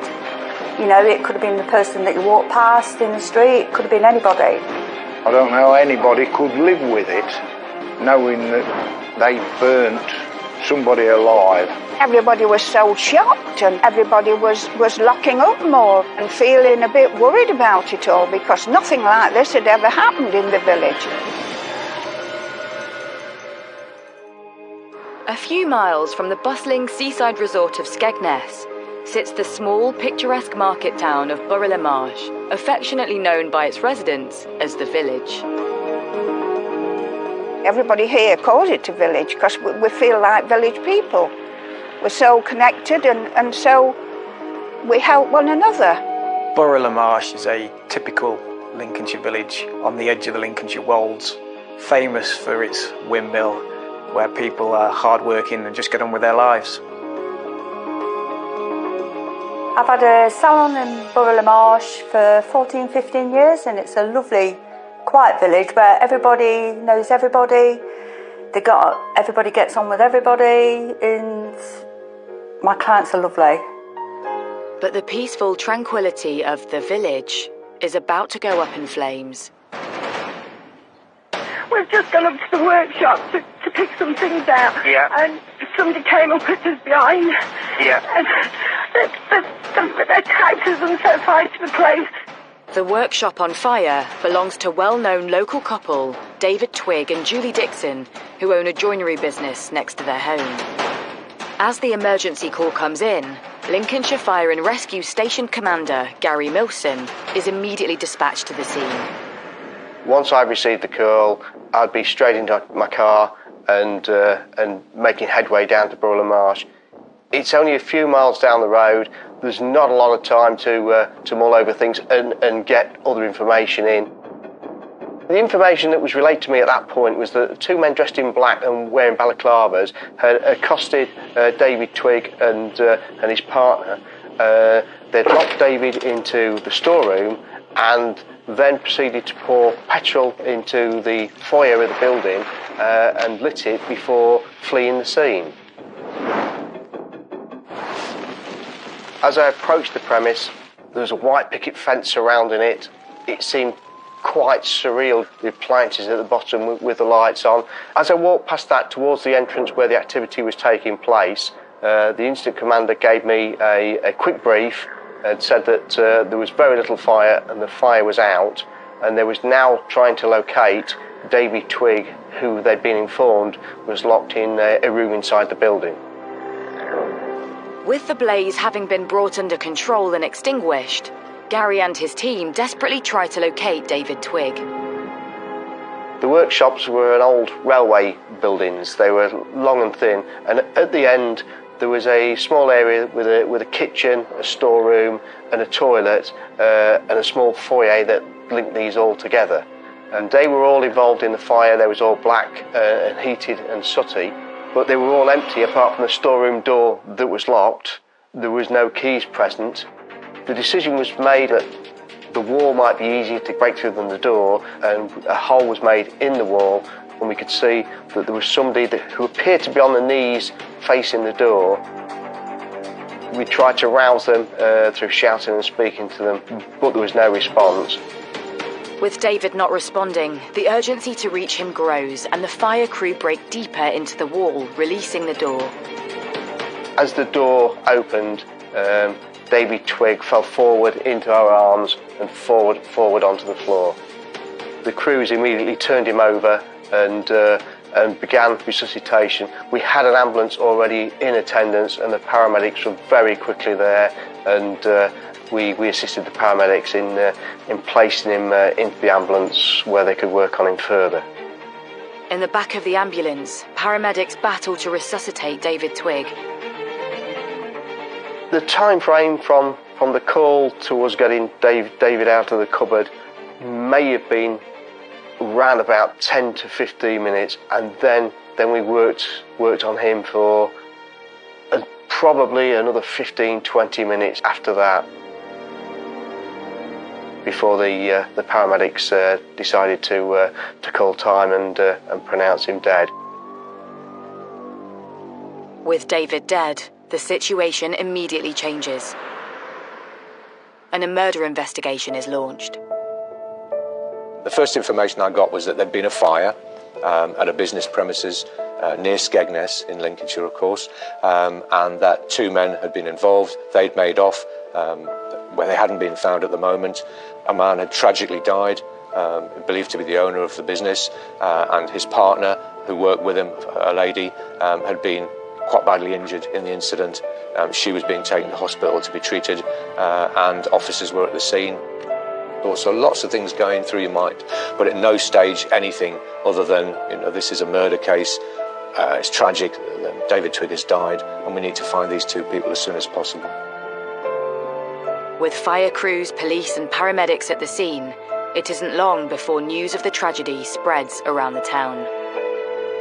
It was a big event for Lincolnshire.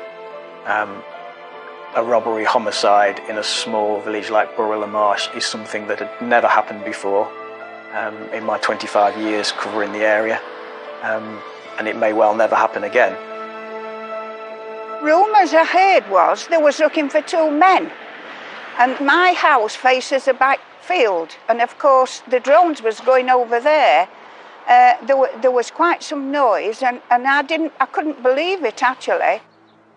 The whole village were stunned that something could have happened on the doorsteps. It was big news, and everybody was really quite worried that whoever did it could have been out there and they could have been next. You just don't know. There was a lot of anxiety in the community. Borough Marsh is a long way from the nearest police station, a long way sometimes from the nearest police officer, and local people were obviously very concerned that they may be the victim of a similar burglary.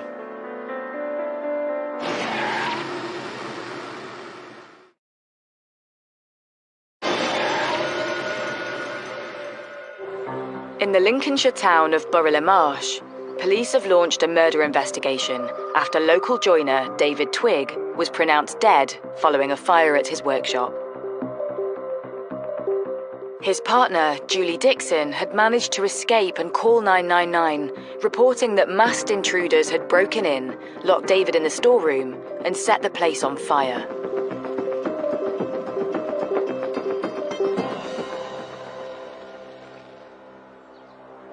The impact on the local community after this happened was immense. It's the only way I can describe it.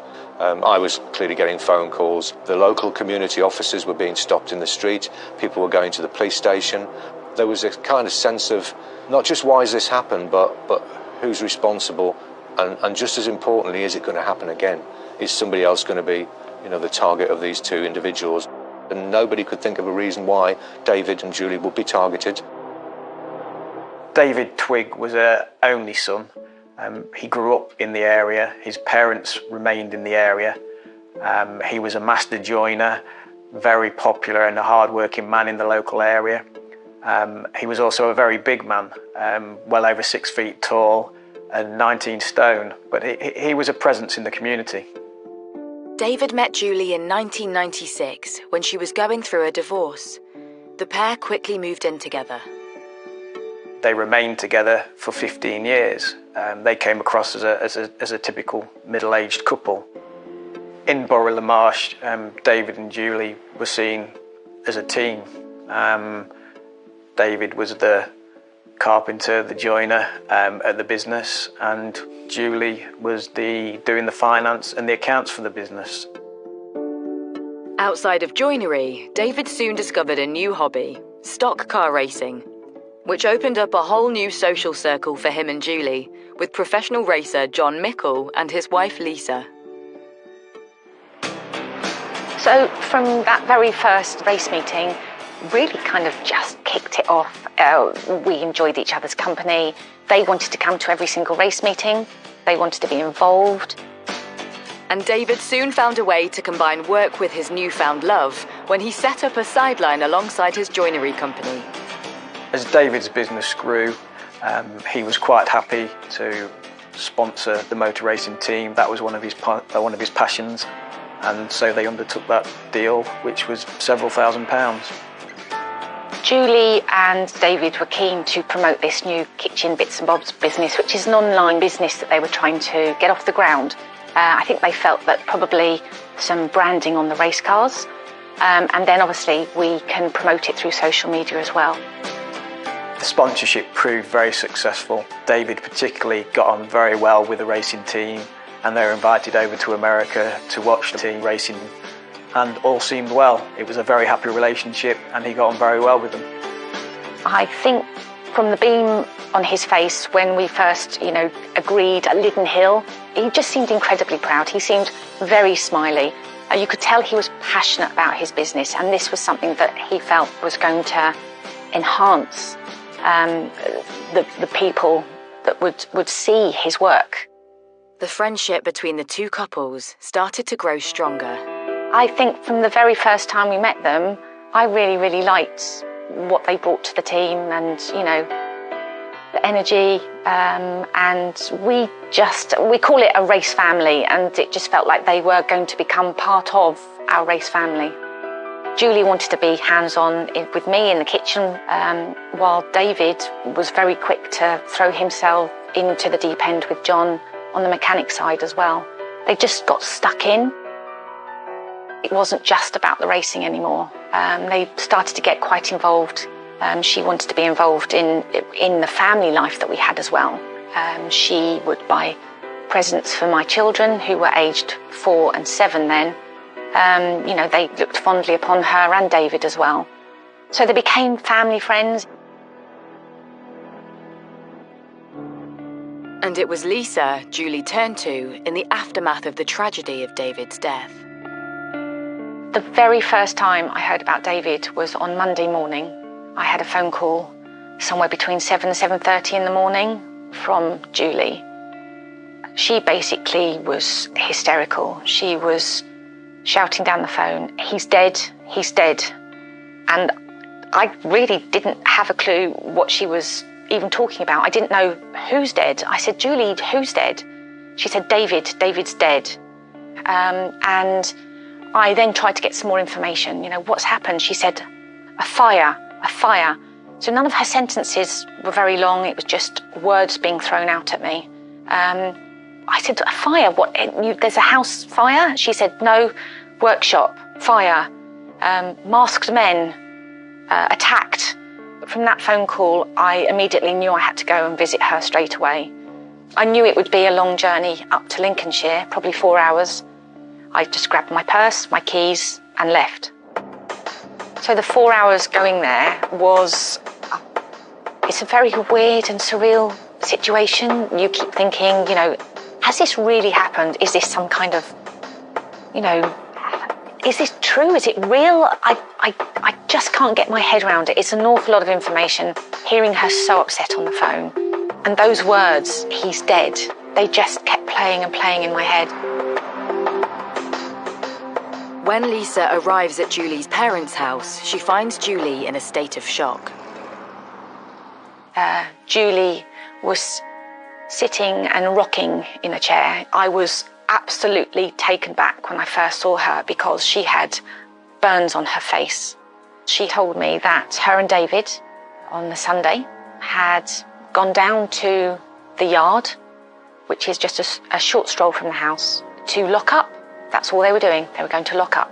She said that she had asked David to go into the storeroom to get a light bulb.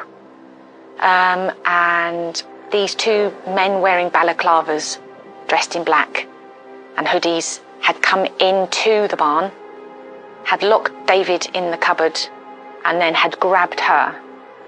And that they had tried and forced her towards this circular saw. I asked her how she got away, and she said, I just squirmed out of, she said, lucky I was wearing a hoodie. I squirmed out of it and ran. She said she ran out of the door, she ran across the field, and then I think after a short space of time, she turned round to look back to see that these intruders were also leaving the premises, and that they'd shut the door behind them. She was then concerned about David, so she went back to the barn. And when she opened the door, suddenly the combustion, the flames, that's what had caused the burns to her face. While Lisa consoles her heartbroken friend, police turn up to interview Julie as a key witness to the crime.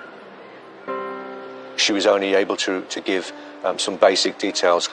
We didn't want to push too hard, of course. She's a victim, she's lost David in the most awful circumstances. Clearly the 999 call provided us with a little bit of information, which was helpful, but we wanted to try and dig deeper if we could, so we had to ask those difficult questions as early as possible. She was interviewed by specially trained officers, but sometimes it just wasn't possible to continue with interviews because Julie wasn't in a emotionally fit state to carry on at that point. So we had to do lots of short sections rather than a really long and draining and demanding interview. With little information gleaned from Julie and unease growing among the locals, police turned to the public for help.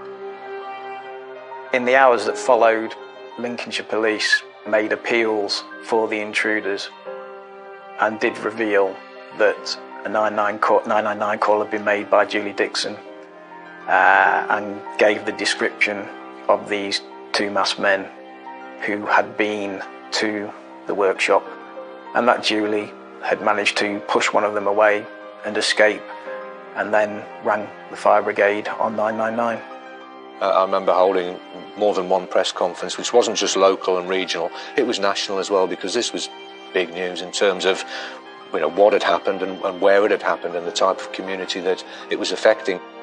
As Lincolnshire Police continued to make these appeals, we would take that information and circulate it amongst the various radio stations, local newspapers, daily newspapers in Lincolnshire.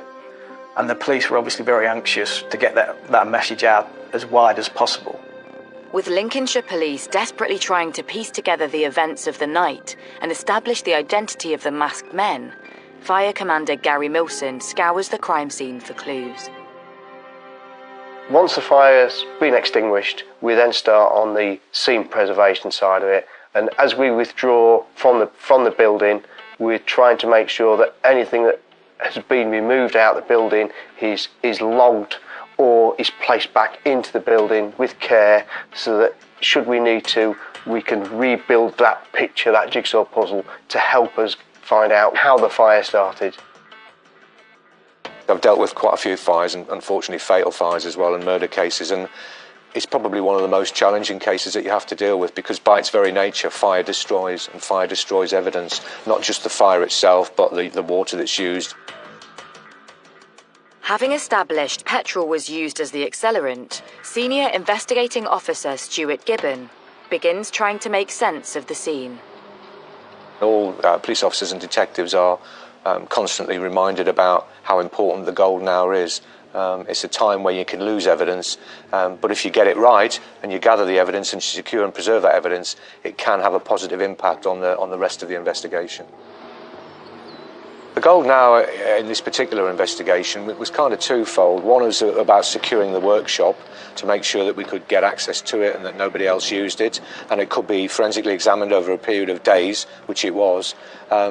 Also, from a financial point of view, it wasn't going to be a kind of random attack. That is something that I almost eliminated from a very early stage, simply because of where it is.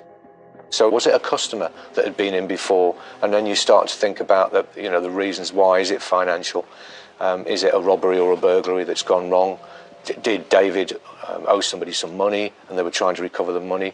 So we drafted in a financial investigator working with the police, and he was starting to look at the actual basics of the business, how it was doing financially, what was going on. Could David have been targeted for money? Was it a revenge attack for a business deal gone wrong? Or something closer to home?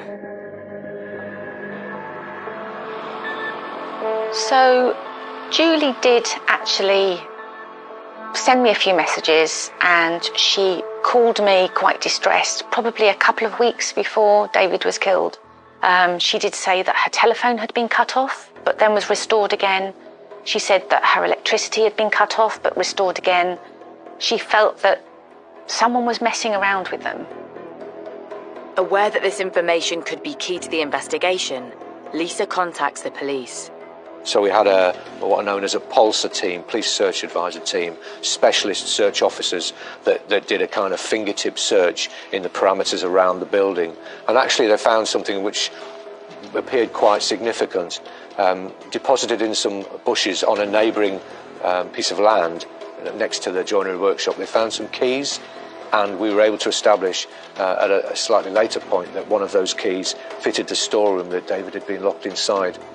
So this was quite a significant find for us. Obviously those items were forensically examined, they didn't yield any evidence, but the finding of those keys supported at that point the account that Julie Dixon had given, because they were found in the direction that the two offenders were alleged to have gone off in. Further inquiries begin to yield some surprising discoveries. I think the first kind of breakthrough in terms of new information for the investigation wasn't surprisingly to do with the two offenders, it was to do with the financial affairs, if you like. We'd been led to believe by the inquiries that we conducted that the business was in a good place financially, that David was doing well, and that the accounts were healthy. In actual fact, when we had a financial investigator start to look more closely at the accounts and the business, the opposite was true. They were in dire financial straits, on the verge, if not already, bankrupt, and there was some serious financial issues. Having been unaware of the financial issues at David's business, further inquiries throw up more concerns. The post that was going to the business was supposed to be going to David Twigg Joinery, was actually had been redirected to this garage, and that was quite a big point for us as well, because then that begs the question, well, why is the post being redirected, who's redirecting it, and what lies behind that?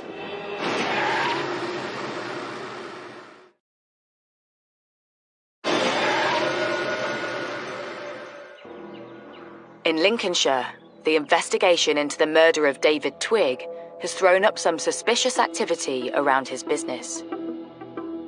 It soon became clear that both the workshop and the bungalow where they lived had been remortgaged. Finances was becoming a little bit more of a priority line of inquiry, and we needed also to know why the post was being redirected to another address.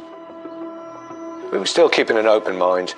Obviously, we were still trying to establish these two master offenders, who they were, where they were, why they'd done what they did. But also these other things were starting to kind of build up in terms of the finances, first and foremost, very, very different to how we'd initially thought they were. While the investigation homes in on David's financial affairs and whether his death could be linked to a business deal, 2 months after his murder, David's body is released so he can finally be laid to rest.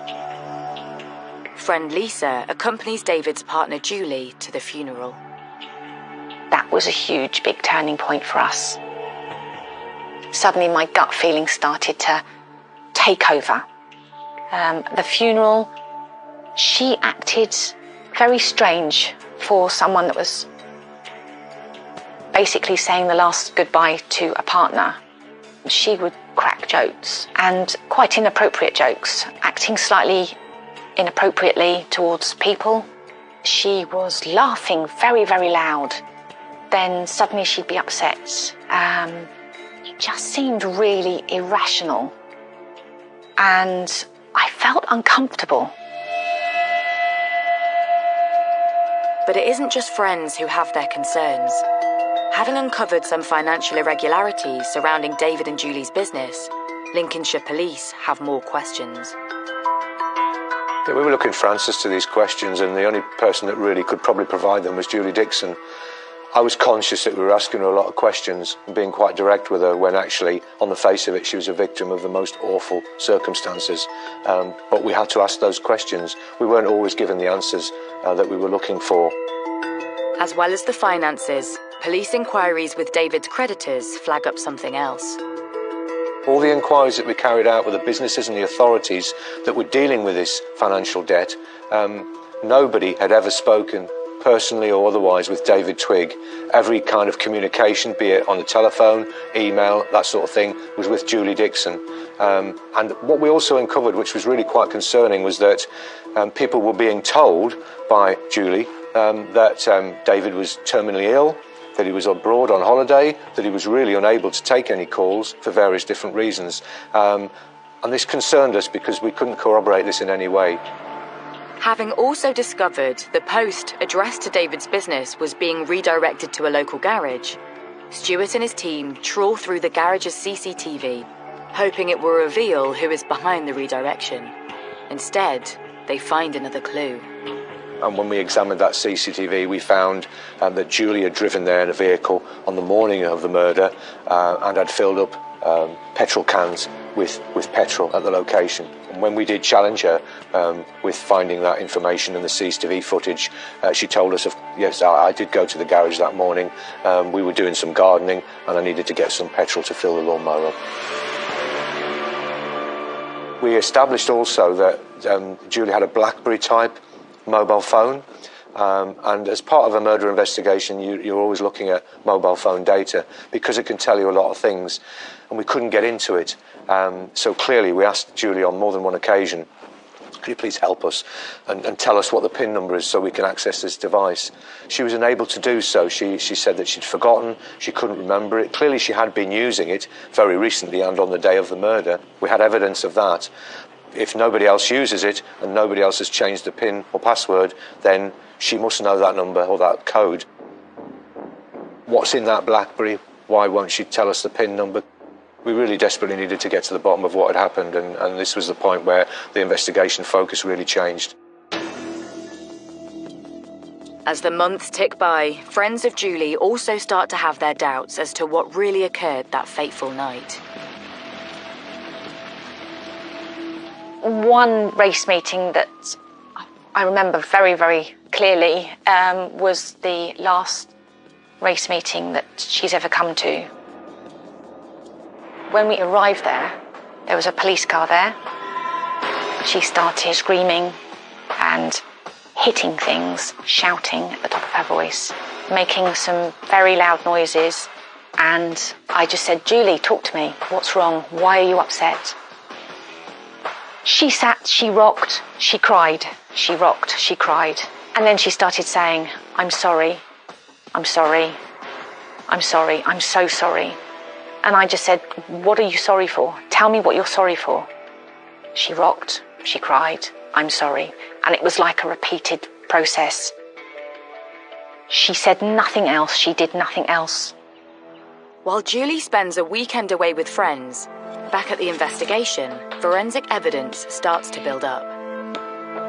Now, the account Julie gave was that the two men had come in, there'd been a tussle, she'd managed to get out of the place, and she'd gone to ring 999, and then she'd noticed them running out, the two offenders, and they ran off round the back, and she went back in to try and rescue David or find him, and as she opened the door, there was a flashback, and she was hit with the fumes from the fire and the explosion.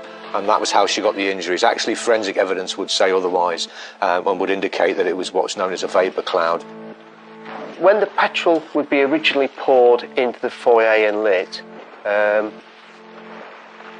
the petrol's ignited, the vapour cloud would ignite first, and anybody in that vicinity would get caught in that vapour cloud, and depending on the amount of vapour and the intensity of it, they may just get slight singeing and flash burns, or they could indeed get quite badly burnt. That seemed to be fitting more with the burns to Julie Dixon than rather what she was telling us, that she would open the door and it flared up. In fact, we considered it quite unlikely that she had opened the door and the petrol had flared up like that. Once it's lit, it's done that initial flare up, and it's unlikely that would happen again. There was a petrol can behind the door. Had she have opened the door right at the start of the fire, she would have moved the petrol can, so that evidence didn't add up. We also recovered from a forensic examination of the bungalow some very small hairs in the bathroom sink. Now again, on the surface, first viewing, not particularly relevant, but when we have those sent off to be forensically examined and we find out that they belong to Julie Dixon, those hairs, again, not particularly relevant, it's her bathroom, she uses the bathroom, there are going to be hairs. They were identified as eyelash or eyebrow hairs, but they were singed, they were burned. That put a kind of different slant on it as well. Finding burned eyebrow hairs revealed Julie had gone into the bathroom after the fire had started, knowing full well her partner was trapped inside a burning building, something which raises suspicion among the police. Not only that, but the fire investigators believe Julie could only have received her injuries if she'd been inside the building when the fire started. Julie Dixon had given various different accounts. She'd given us very little information. The more we tried to put to her by way of questions, the more withdrawn she'd become at that point, and actually became quite defensive at various times as well. And it was at that point that I made the decision, based on all the anomalies and the significant findings, she was going to be arrested on suspicion of the murder of her partner, David.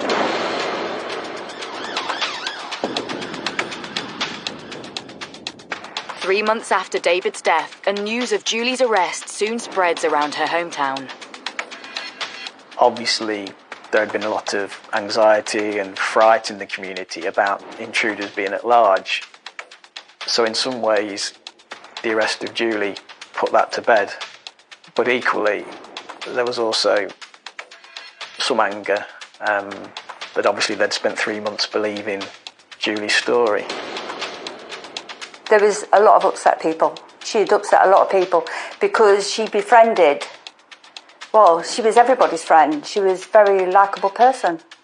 And yeah, it was a big shock to everybody. Julie Dixon is brought into the police station for formal questioning, this time as a suspect, not as a witness. I was prepared, I thought, for most things to come from that interview, including a no-comment interview, which is quite common. So we'd gathered together as a group, the interviewing officers, the SIO, the interview coordinator, to discuss what could happen. But what actually did happen, I think it's fair to say, threw us all at that point. She provided a prepared statement, and what it said in a nutshell was that this whole situation had been a suicide pact. So what she said was that both her and David had wanted to die due to the dire financial circumstances around the business and personal issues, and that they were preparing to do just that, but that when the crunch came to lighting the petrol and setting the fire, she panicked and ran out of the building, leaving David behind.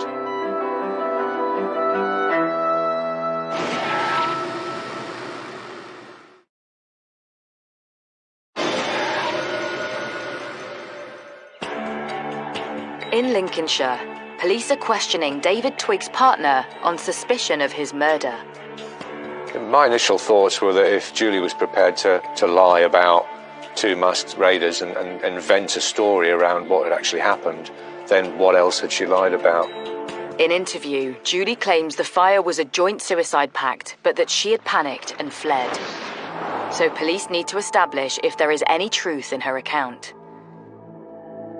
Let's go back and speak to friends and family. What sort of state of mind was David in? And actually, fairly quickly, it was established that he was in a good state of mind. He had no idea, we think, that the business was in such dire straits. He had no reason to die. There's no way that David in his right mind would do a suicide pact, because he loved life too much and he was enjoying it too much. You know, the weeks before he got killed, he was down with us, enjoying it, planning the next year, the next trips, where we were going. He would never had that in his back of his mind. So we knew for ourselves then that she was bonkers and she had done it, and she was now trying to get herself out of a murder. Suddenly, here we are. It's now a suicide pact. And who has a suicide pact but's locked behind a door that they don't have the key to, so they couldn't even change their mind if they wanted to? Poor David died on his hands and knees in a praying position, leaning against a door that was locked from the outside. That's not a suicide pact. With time running out to hold Julie Dixon without charge, Senior Investigating Officer Stuart Gibbon consults with the Crown Prosecution Service. So we clearly were very concerned about this prepared statement and just felt that it was probably another way of shifting focus. We've had the masked offenders, they no longer exist now, so now we're going to go down the suicide pact, which is, interestingly enough, is a partial defence to murder, and if found to be true, could result in a conviction for manslaughter rather than murder. So that kind of made sense at that point. We had CPS working with us, so we could talk to them about the content of that prepared statement. They were already fully au fait with the evidence that we gathered that far. And the CPS lawyer was happy at that point that there was sufficient evidence to provide a realistic prospect for conviction. So the decision was made to charge Julie Dixon with murdering her partner, David Twigg. With Dixon charged with murder, police and CPS prepare for trial, and part of that means trying to establish a motive. Why would Julie want David dead? The main strands of evidence, really, there were quite a few bits of circumstantial as well, the petrol and the redirection of the post, but the main ones were really the finances. We found out that they were in dire straits. What I think is that it was getting to the point where a warrant was issued for non-payment of fines. The bailiffs were going to turn up at the workshop at some point. That is the stage where David would become aware of the scale of this debt, and in fact the debt existed at all maybe, and Julie Dixon could then hold that back no longer. That was where it was all going to come to a head. As well as discovering the couple were in serious financial trouble, police now had CCTV proving Julie purchased petrol on the day of the murder. But it's forensic evidence of a computer found in the couple's workshop which really helps build the case for the prosecution. We'd heard stories that she'd been Googling stuff on a laptop, claiming that David had been Googling stuff. How do you commit suicide with it being undetected? She was Googling on her laptop how to poison someone with cakes and how to get away with murder. As the trial approaches, Julie Dixon changes her story yet again. Things kind of changed a little bit again when Julie Dixon then started to say that it wasn't a suicide pact. Actually, David did want to die, and she was just trying to help him along, basically. So she's trying to remove herself even further from any kind of blame whatsoever. You know, it was David's idea. David wanted to do it. I just kind of helped him. Things had changed hugely since the first 999 call to the emergency services, but we felt we had a strong case.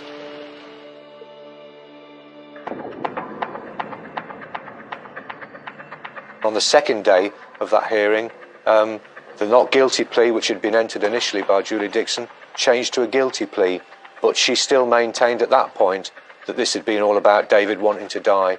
That's what the defence was putting forward, whereas our defence was cold-blooded, premeditated, pre-planned murder. With Julie's shocking confession, the trial is halted.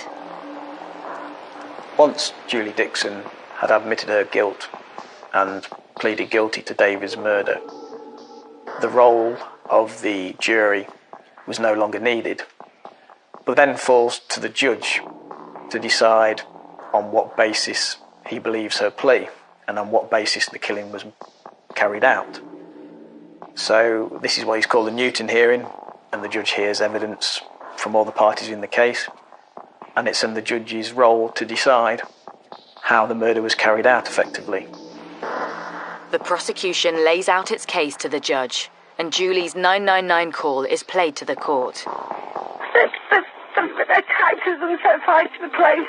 So the place that she set fire? Yeah. Is it the building that's on fire? It is, yeah. It is, okay then. I got out. I managed to get the Right then. staircase. It's okay. Is everybody out of the building? No, there's still my partner in. The phone call, on the face of it, sounded very genuine. She sounded distraught. She was hysterical. But actually, the first information imparted was more of an account about what they'd been doing, like a rehearsal, rather than just saying, I need help and I need help quickly. Over 5 days, the court hears how Julie's account changed throughout the investigation. From masked intruders to a joint suicide pact, to her assisting David in his own bid to take his own life. The defence argued, once Julie Dixon had pleaded guilty, that matters had spiralled out of control, and that in some ways this had been an emotional response from Julie Dixon, almost that she had panicked because of the financial difficulties she got into. However, I think from the prosecution's point of view, and certainly from the police point of view, this was a perpetrator who had changed her accounts whenever it had suited her. Whenever she had been confronted with new evidence, there was always a line of defence. So it's hard not to see her really as a very skillful and manipulative liar. Julie Dixon didn't take the stand at all, didn't give evidence, was again very impassive, didn't present any emotion at any stage of the court proceedings, merely sat in the dock and appeared to be listening to the proceedings. The extent of the couple's financial difficulties is revealed to the judge. David wouldn't have had a clue about that bankruptcy. He was quite happy going about his everyday business. I think if he had found out that he had been declared bankrupt, he would have been incredibly upset, being such a proud man. So, yeah, she obviously kept that from him. And I can't see that those finances would have been enough for anyone to lose their life over. At the end of that hearing, Judge Heath had to decide whose account he believed. And he came firmly down on David Twigg's side and said that he in no way believed that David Twigg had wanted to commit suicide. And he described Julie Dixon's account as a pack of lies.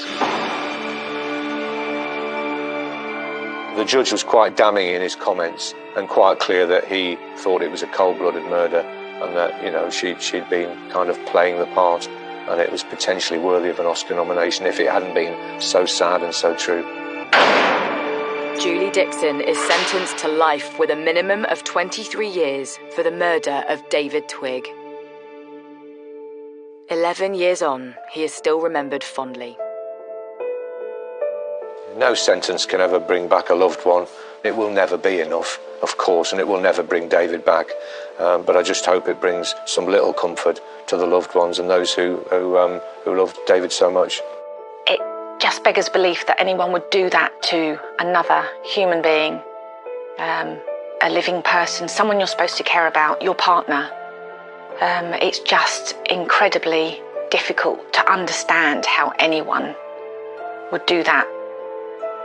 I think the hardest thing is to wrap your head around is the way she calculated it, how she planned it all. What else was she planning? What else was she thinking? They say it's down to money. We'll never know. Obviously she don't care about anybody because obviously she did what she did. So no one will ever know what's going through her head. This investigation and this case impacted hugely on the community and the village of Bowler Marsh. You know, people aren't going to forget what happened. It lives with them forever, and whenever the name of the village is sometimes mentioned, people will talk about this case. I know I certainly will never forget it.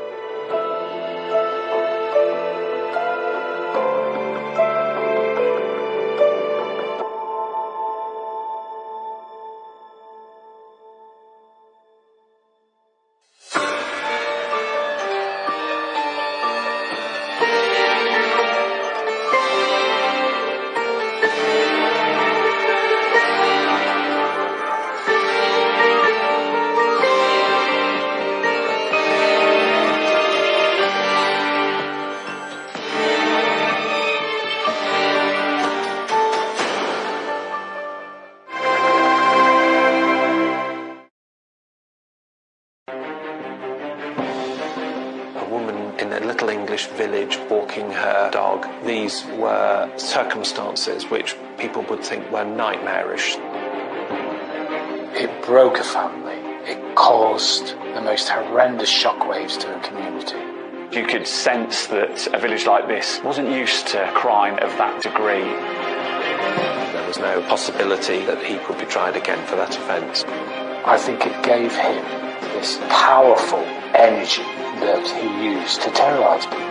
His behaviour was vile. This was a historic ruling in terms of double jeopardy. It was legally groundbreaking. It was high stakes. This was the first in the country. He clearly thought he'd effectively got away with it.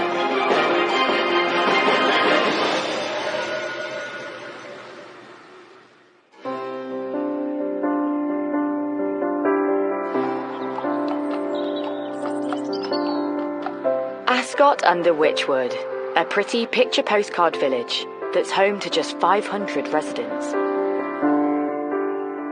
This peaceful, rural parish lies in the Evenlode Valley in Oxfordshire. Ascot under Wychwood is a small village. Lots of villagers will have been here for many, many years. There will be families that have had descendants that have grown up in the village, and people know each other, that people look out for one another. It really is a tight-knit community where people generally know what's going on.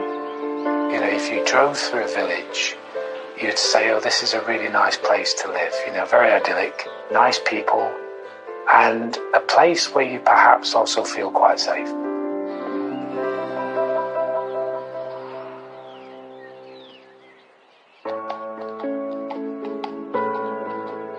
In this idyllic Oxfordshire village lives mum of two, Vicky Thompson. Vicky was an absolutely delightful mum, wife, and, loved her family, great family unit. People that came into contact with her, equally found her delightful. She was a lovely, kind lady. Vicky was a key part of the village community, as many people were. People would have known her in the village, and clearly living a nice, quiet life in the Oxfordshire countryside. She's often seen out walking her beloved dog, Daisy. She loved the fact that she could just, come out of her front door and within moments she'd be surrounded by fields, with the dog and the children. So, for her, I think it was a perfect place for her to bring up her family. But Vicky's perfect idyll is about to change. Vicky had just celebrated her 9th wedding anniversary with her husband in the village pub where she worked. So on the Saturday they take it easy, relaxing in the garden. It was a pleasant day, the weather was beautiful, so it was a typical, idyllic weekend really, that, that's what families sort of strive for. In the afternoon, Vicky decides to take collie Daisy out for a walk. It would have been about 3:45, 4 o'clock when she set off at a regular time down the same country lane, across a little bridge over the river that ran through the village, to walk Daisy down to Shipton Lane, it was called, and to come back. It's typical of a village lane in this sort of area, perfect for walking the dog, and I'd imagine it was a well-worn route for Vicky and many other dog walkers in the area. But today, Vicky's dog Daisy does something quite unexpected. The first that anyone was aware that something was wrong was when Daisy came back. And then, unfortunately, when the dog returned without her, that's when alarm bells started to ring. As time goes by, with no news from Vicky, concern starts to set in. Vicky's husband went out, started looking, spoke to neighbours, spoke to friends, and then, you almost naturally go into a sort of second phase of now starting to do a bit of a search, which is exactly what happened. So it sort of morphed into more of a search and thinking something's not quite right. Vicky's husband assembles a small search team of family, friends and neighbours. They retrace her steps on her regular walk down Shipton Lane in the desperate hope of finding her. One of those who were looking for her did notice some bloodstains on the surface of the path, but they thought that they were the blood of a sheep or something of that kind. They didn't think much of it at that time, so they went back to the village, and it was only when she still didn't return and they went back again that they looked at the bloodstain more carefully and came to realise that it was quite fresh, that beneath the congealed surface it seemed still to be wet. But much more importantly, nearby they then found some broken pieces of jewellery which were very quickly identified as hers. And that then became a source of real alarm, and I think it was that discovery which prompted the first call to the police. Finding that jewellery, all that did was, I think, heighten the sense of nervousness within those that were looking for Vicky at the time. As police make their way to the scene, the frantic hunt continues for Vicky. Her husband and neighbours are terrified she's clearly come to some harm. They make their way further down the lane. This is Shipton Lane. We've got the lane itself, and then to the right you can see the train track, and they must have really panicked and must have been desperate in time to find her, and it wouldn't have taken them too long once they'd realised that she was no longer on the path to scour the local area. 3 hours after Vicky went missing, they spot something sinister. They noticed a gap in the hedge that ran alongside the lane where the bloodstaining and the jewellery had been found. And when they went over to the gap, which led into a nearby agricultural field that was bordered by the embankment of the railway line, they could see something in the distance that looked out of place, and they made their way across the field. And they would have found her in a bad way here. To their horror, Vicky's lying on the ground, with blood covering her face and head. When her husband tries to speak to her, she's drifting in and out of consciousness.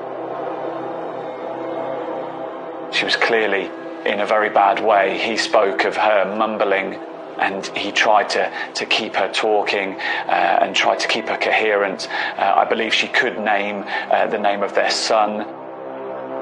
Something ominous close by suggests this is foul play. There was a stone there nearby. She'd obviously been attacked.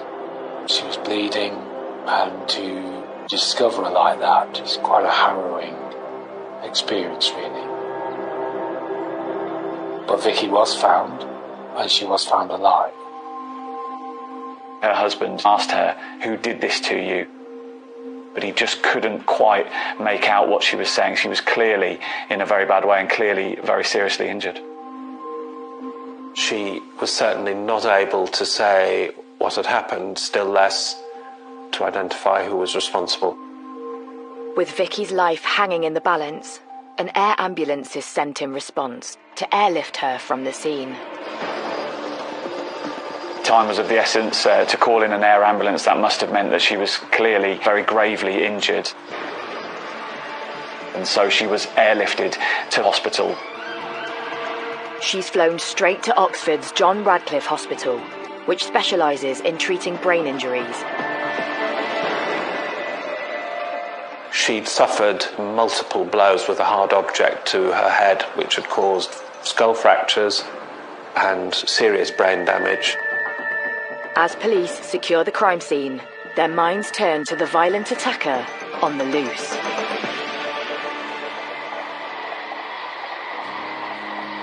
Had Vicky been in a position to talk, there is no doubt that she'd have said exactly who'd attacked her, because of course everyone knew everybody. Sadly, she wasn't able to do that. With no immediate suspect in the frame, the fear of an attacker living in their tight-knit community is the talk of the village. People think that it could have been them, that it seemingly there's no targeting, that perhaps this was just a random attack on any dog walker. It could have been them, and I think that probably did strike home to the local community and perhaps the wider community in the county and beyond. Within the community, there's no doubt that it was colossal. You know, that fear of crime can be just as powerful. And when you've got a small community that has been completely rocked by what unfolded, there's no doubt that it impacted that community severely. Over the next 6 days in intensive care, Vicky Thompson fights for her life. Her condition quite quickly deteriorated, and she died a few days later.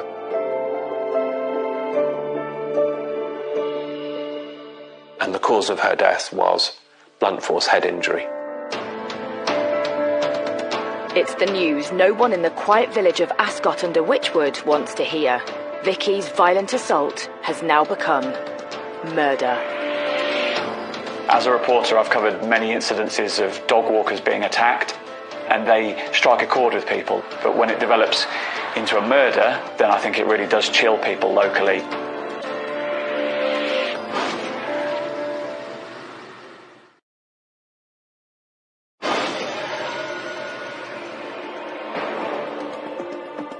In the quiet Oxfordshire village of Ascot under Wychwood, mum of two, Vicky Thompson, has been brutally attacked whilst out walking the dog and dies 6 days later from her injuries. With Vicky's violent killer still at large, her community and the wider public are in shock. The profile of the case, of course, was substantially enhanced by where it took place, because this was a late summer's afternoon, a woman in a little English village walking her dog. These were circumstances which, upon reading them, people would think were nightmarish. This was not something that was supposed to happen. And I think for that combination of reasons, it very quickly attracted a great deal of publicity. So the pressure's on for Thames Valley Police to track down Vicky's brutal attacker. This is the area where the incident occurred, and it is typical of an Oxfordshire village. We're on the edge of the Cotswolds, and it is a lane. You can clearly see why it was popular with dog walkers. It's the kind of lane that's quite overgrown. It's the kind of area that someone who didn't want to be seen could perhaps sort of conceal themselves and look as people walked along. We've got the railway line to my right here, the embankment, which is where Vicky was found. Since the assault, police have been sweeping the area, looking for clues that could lead to the killer. Looking at the lane, looking at the jewellery that was found, it was a view that perhaps where she was found wasn't necessarily where she was ultimately attacked at the time. Scenes of crime officers retrace the killer's steps, back to the bloodstains on the path where they believe the attack happened. As with all crime scenes, that becomes the most fundamental starting point of your investigation. Because what's left behind is what you need to try and secure. At the attack scene, clumps of blood-stained hair are found on nearby rocks.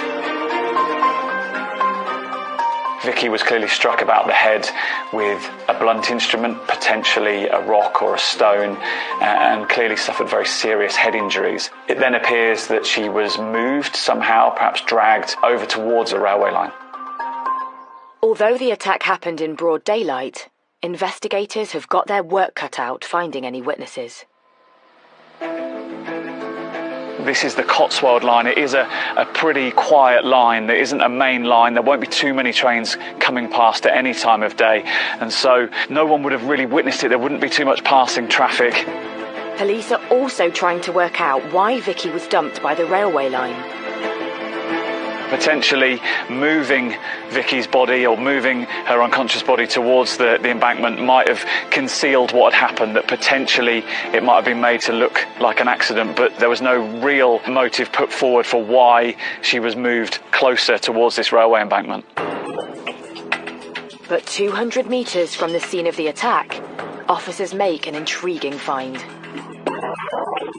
In a hedge was found a plastic bag which contained 2 items of ladies' underwear that were discovered to have been contaminated with semen. This was obviously a hugely significant find, both because of what it was and because of where it took place. Although the underwear does not belong to Vicky, it's sent off to the lab for DNA analysis. Meanwhile, police continue the hunt for potential witnesses to the attack. 2,500 people would eventually be interviewed in the surrounding area. A huge amount of work was done. House to house was done. Lots of statements taken. Because unless you start to build up a picture, you can only do that by engaging with the community. And so it was a significant, large investigation, treated as a serious investigation right from the very outset. But in the village, one name starts coming up on the doorstep. 20-year-old odd job man, Mark Weston. And there's those that, are mischievous and those that are perhaps, trouble. Mark Weston was trouble. Not mischievous, he was trouble. And the investigation identified Mark Weston as a key suspect, and they had every reason to do so. And police are told Weston is often seen on the path leading towards the crime scene, Shipton Lane. He used to go down there. I mean, this is a chap, you know, we're bearing in mind, he didn't have a day job. He hanged around. So this place was a sort of regular haunt. There was lots of witnesses that would place him on this lane because it was a regular thing for him to do. Through door-to-door inquiries, 4 separate villagers tell police they saw Weston heading towards Shipton Lane just before the approximate time of Vicky's attack. The local post office clerk claims she saw him looking alarmed, covered in sweat, and running away from the village only an hour later.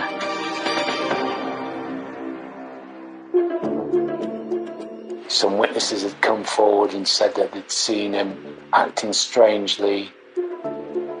It became very clear, as a result of, you know, the inquiries that went on, that Weston became a suspect.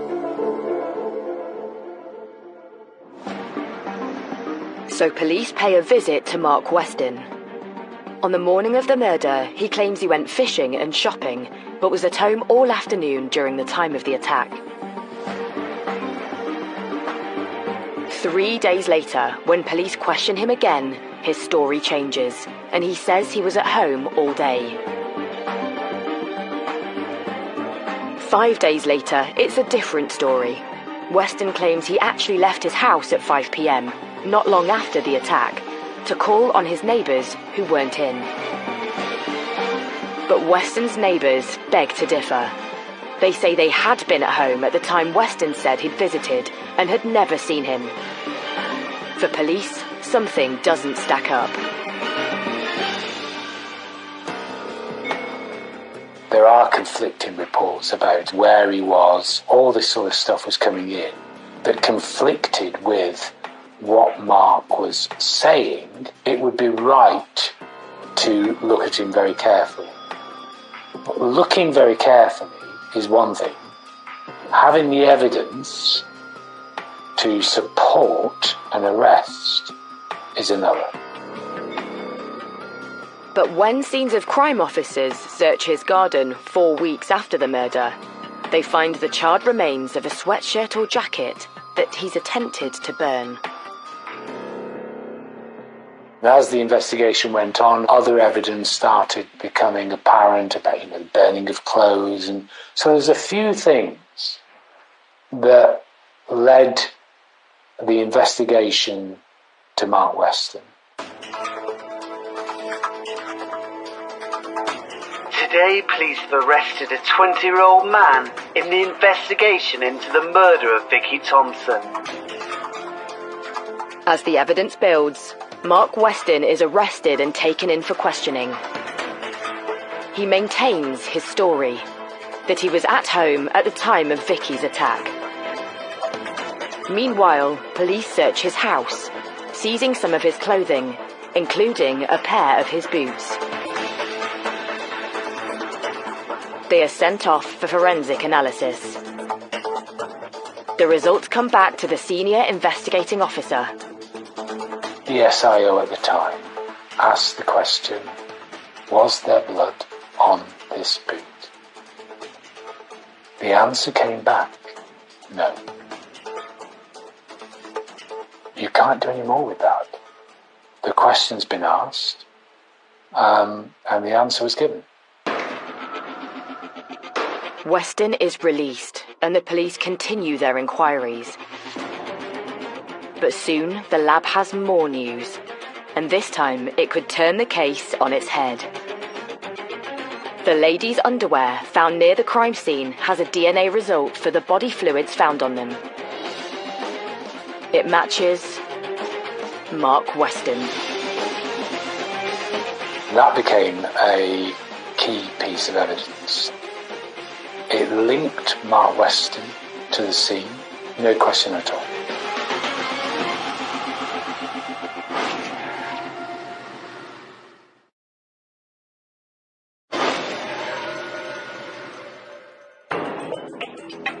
In Ascot-under-Wychwood, Oxfordshire, police have a prime suspect for the murder of mother of two, Vicky Thompson. DNA linked to Mark Weston is found in a bag of ladies' underwear close to the attack scene. With this new key evidence, police now believe they've established a motive.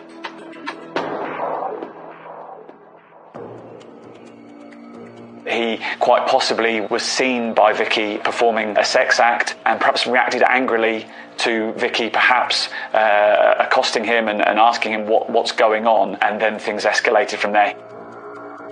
I mean, would he really want the village to be aware that he was behaving like that, which was perverse activity? I think he was threatened with humiliation and possibly worse. And I think the initial violence that he used was in temper and spontaneous.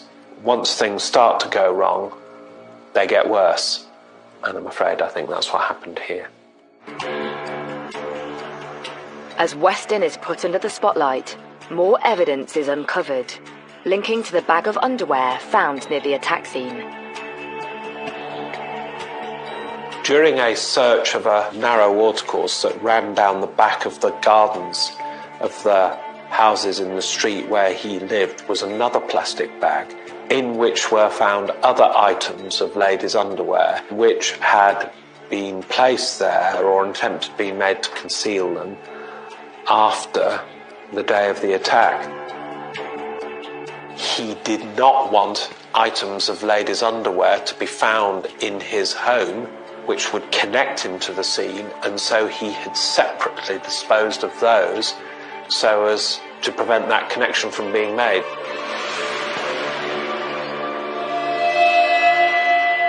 Although none of this underwear belongs to murder victim Vicky, police can now see Weston's trying to hide a sordid secret.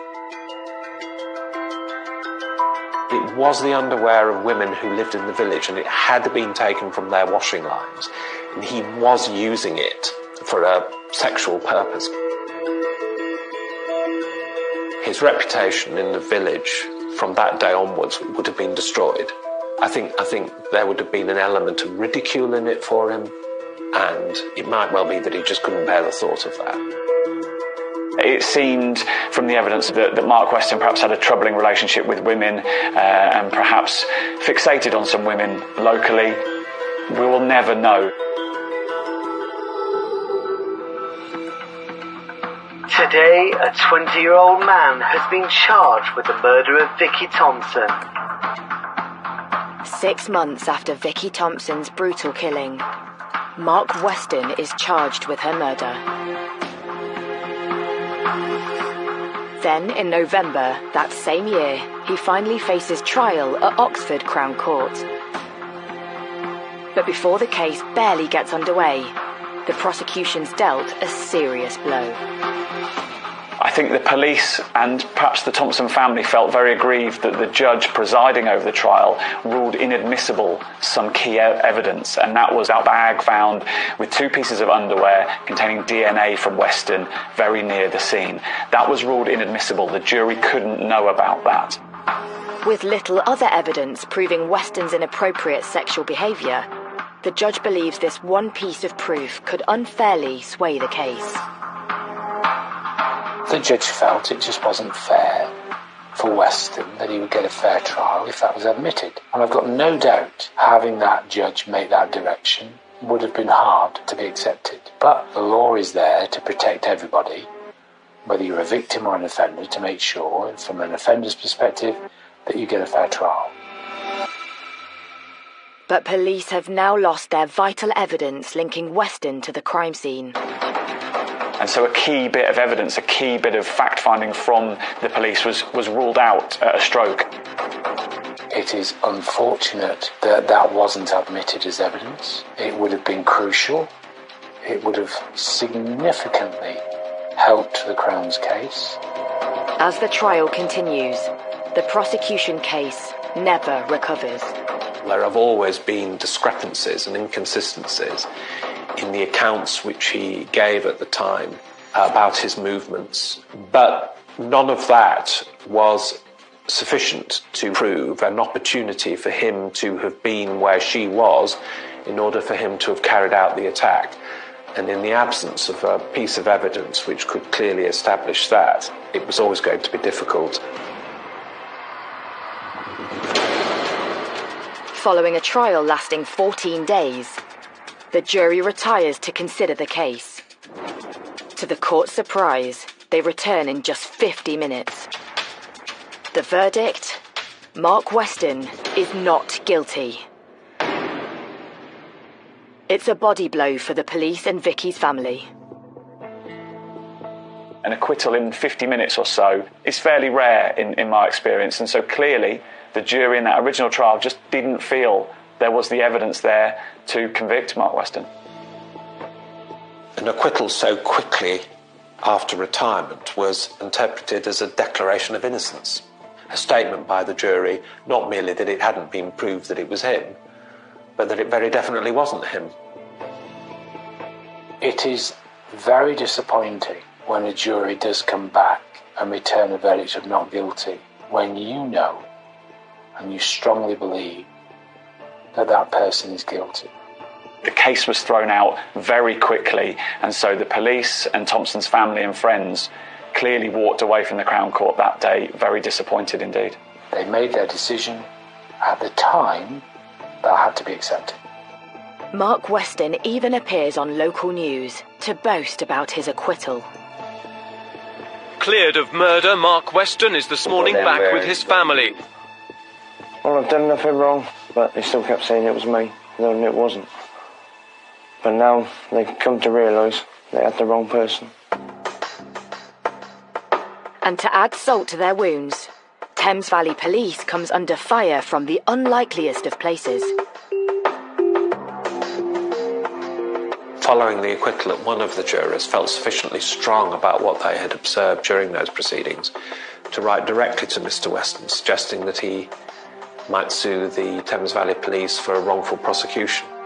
Although Weston secures legal aid to do this, his case runs out of steam. So he turns to other ideas of how to seek revenge. There's a thought that you might quietly just go back and just be perhaps under the radar. Weston was none of that. When he got acquitted, I think he had a sense of empowerment.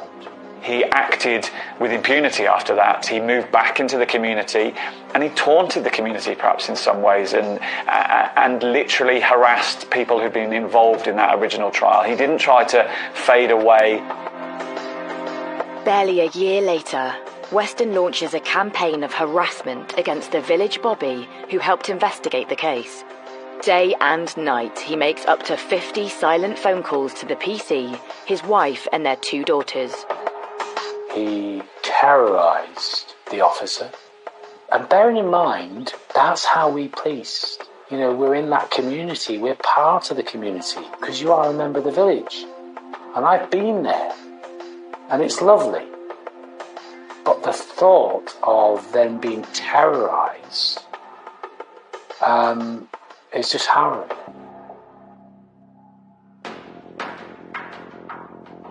After police put video surveillance on the village phone box and record Weston's phone calls, he's convicted for harassment.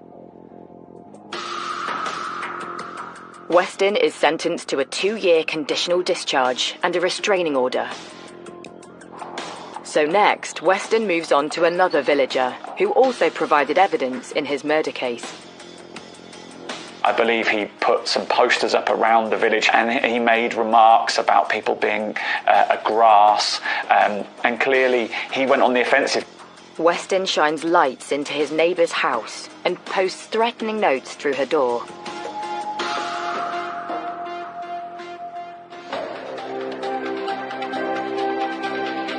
Mark Weston is convicted of harassment once again. He's sentenced to 100 hours of community service. This empowerment, I think, overwhelmed him. So he became very vexatious. I am permitted to do this because actually I've been acquitted. I think it gave him this powerful energy that he used to terrorise people. His behaviour was vile. He was perhaps a little bit arrogant. He didn't feel that he was under any threat from being hauled back to court. The law at the time meant that he couldn't be retried for the same offence, and so he clearly thought he'd effectively got away with it. But a change of law on the horizon would soon give the investigators new hope. Why? Because we knew, without question, that Mark Weston killed Vicky.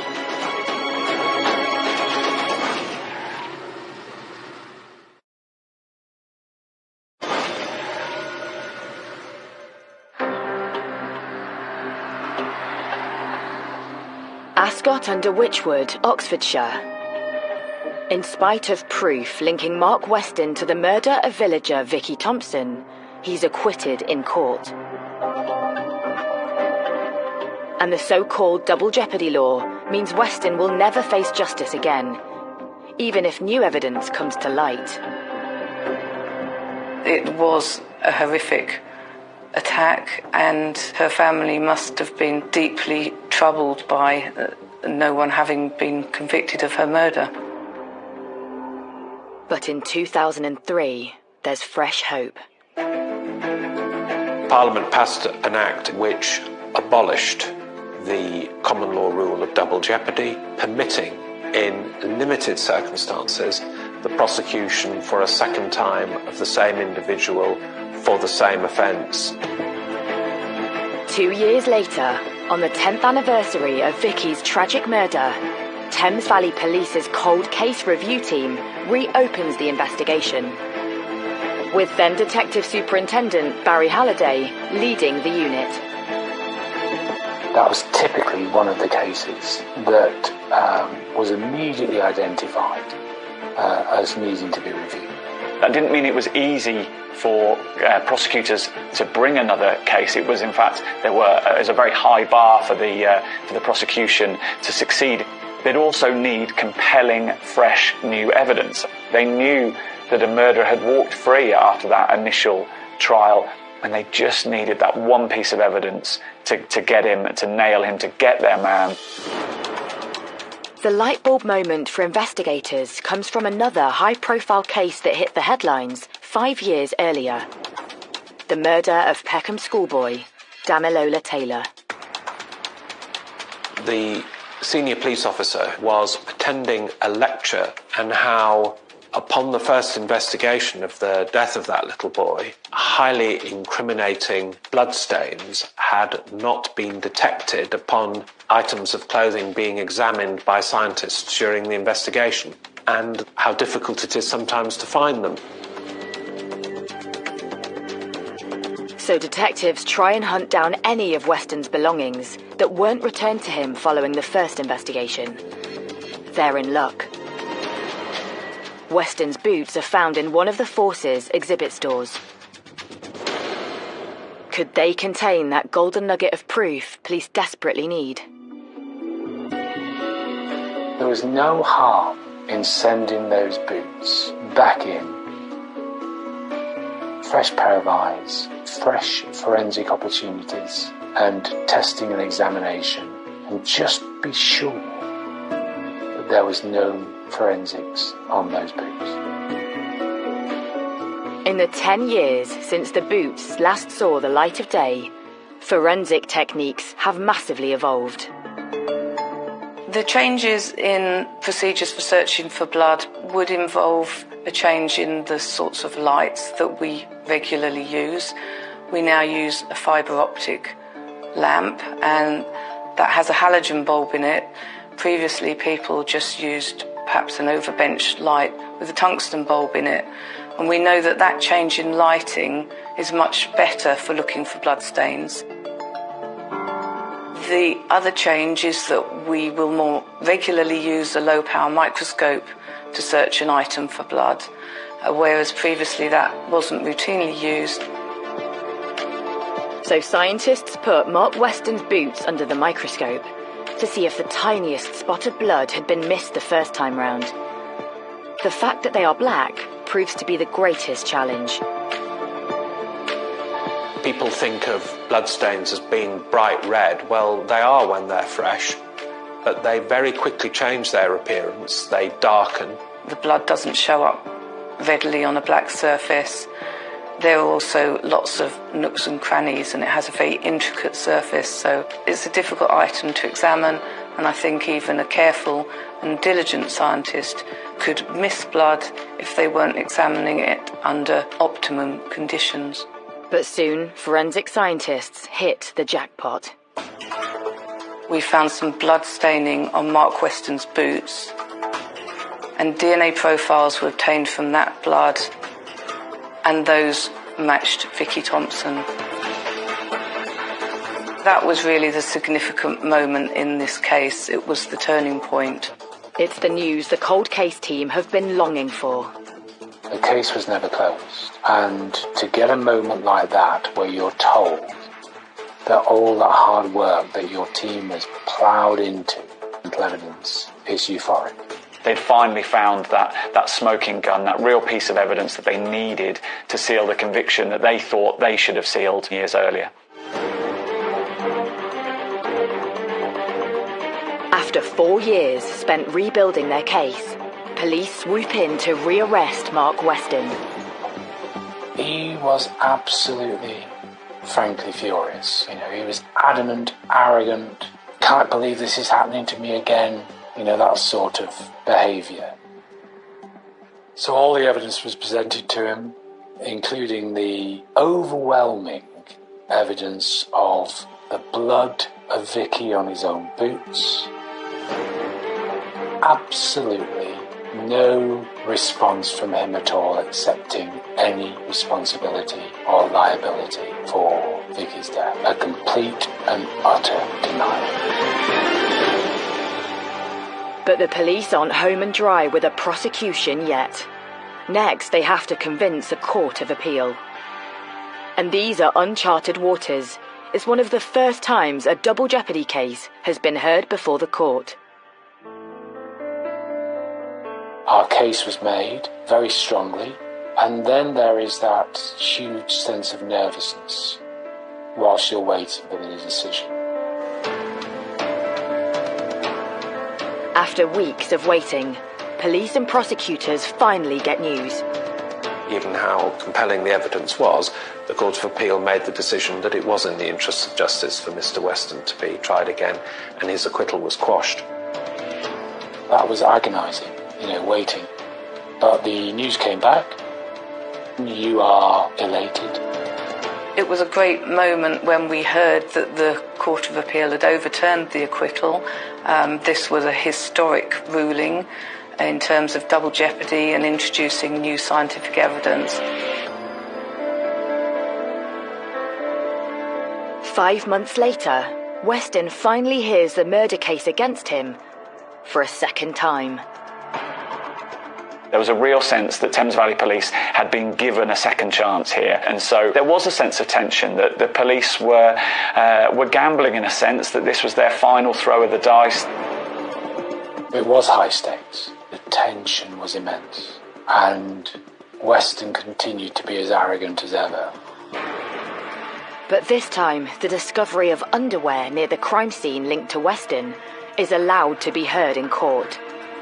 It's clear even he can't explain away the overwhelming evidence against him. There wasn't going to be much anybody could do about the fact that her blood was found on his boots. The scientific evidence this time round was simply unanswerable. Perhaps he knew that his time was finally up, and that last piece of evidence was crucial, and he couldn't fight this any longer. But Weston's fate is once again in the hands of the jury as they retire to consider their verdict. The trial was absolutely, extremely intense.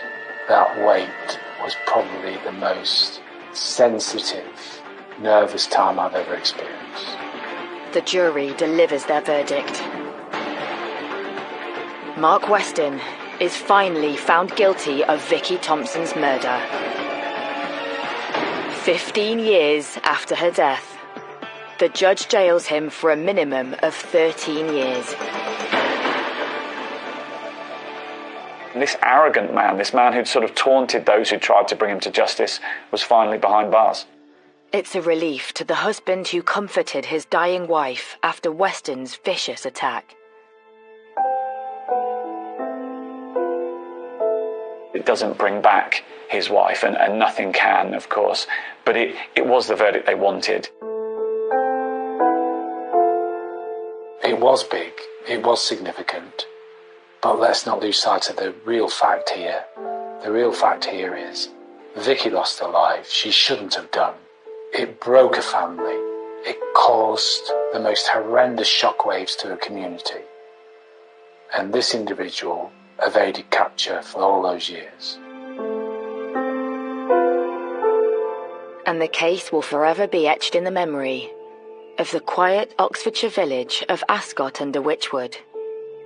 It was clearly a case that had a big impact locally and perhaps continues to do. People haven't forgotten what's happened, and so that case does still live long in the memory locally. And what of Mark Weston himself? There's no remorse, there's no acceptance. This was a miscarriage of justice. Well, that was rich. A miscarriage of justice occurred years ago. Weston committed that murder, and Vicky's life was taken away by that monster, nobody else.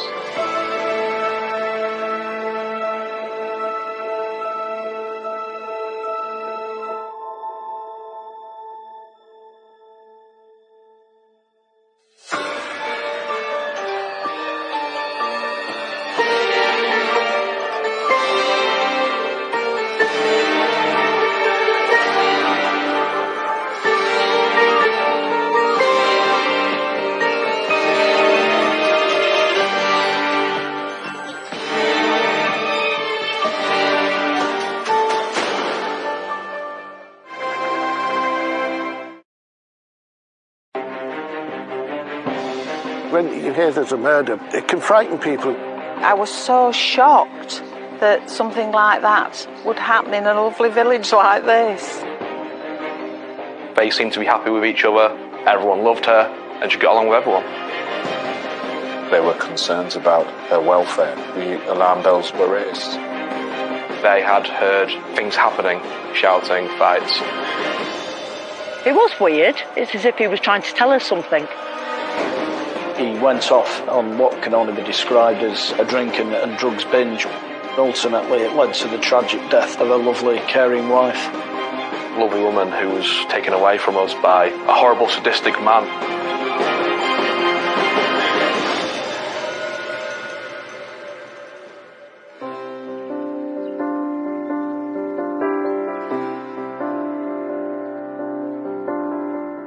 Situated in the stunning rolling wolds of North Lincolnshire lies the peaceful village of Worlaby. I've lived in Worlaby for 48 years. It's a really nice, quiet village. Everybody seems to know everybody. We get on really well. Last year, we won the best kept village. It's a nice little village, plenty of activities, plenty going on. It's so quiet, it's a little rural idyll, if you like. It's like going back in time living here. There's very little crime, it's beautiful, and it's a wonderful place to live for young families or retired people, and we've got all of them here. Friendly community, everybody seemed like pretty much okay, you know. There's a lot of people who help each other, so there is quite a lot of good community atmosphere. And it is a lovely place to live. It's really nice.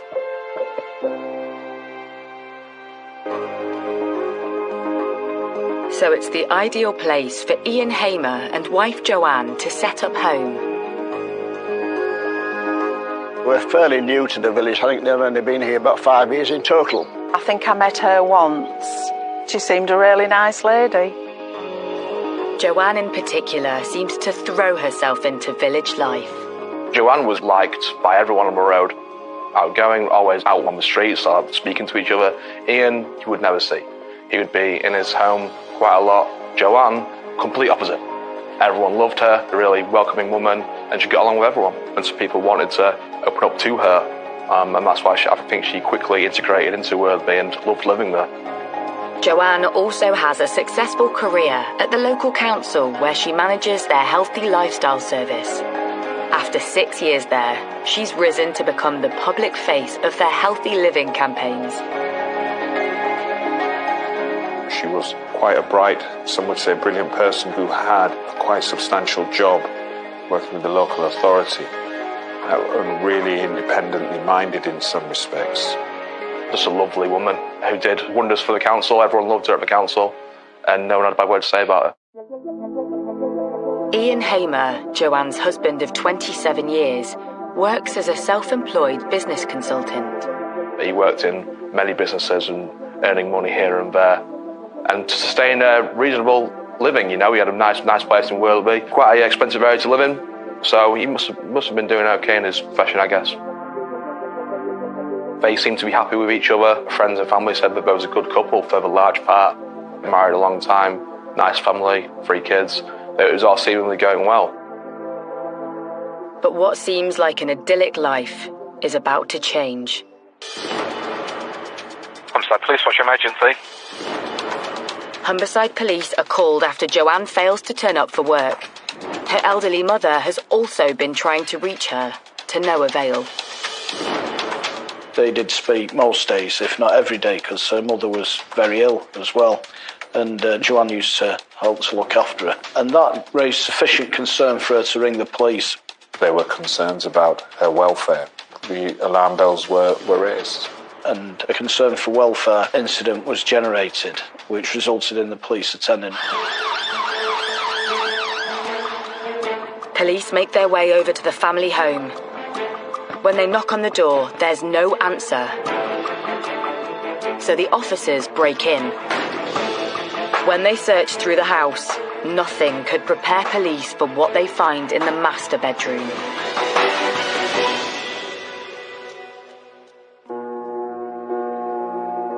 Joanne Hamer's lying lifeless on her bed. Medical professionals will have been called immediately. You know, monitors would have been placed on to see if there's any signs of heart trace or anything. Any chance whatsoever that resuscitation could take place. They had discovered she was dead. It's apparent she'd been killed from the scene, the way she was left. And there was blood at the scene as well. Joanne had been strangled by her dressing gown cord. That's when we're looking at securing evidence within that scene. Teams of police descend on Wortherby. The quiet village has never seen anything like it.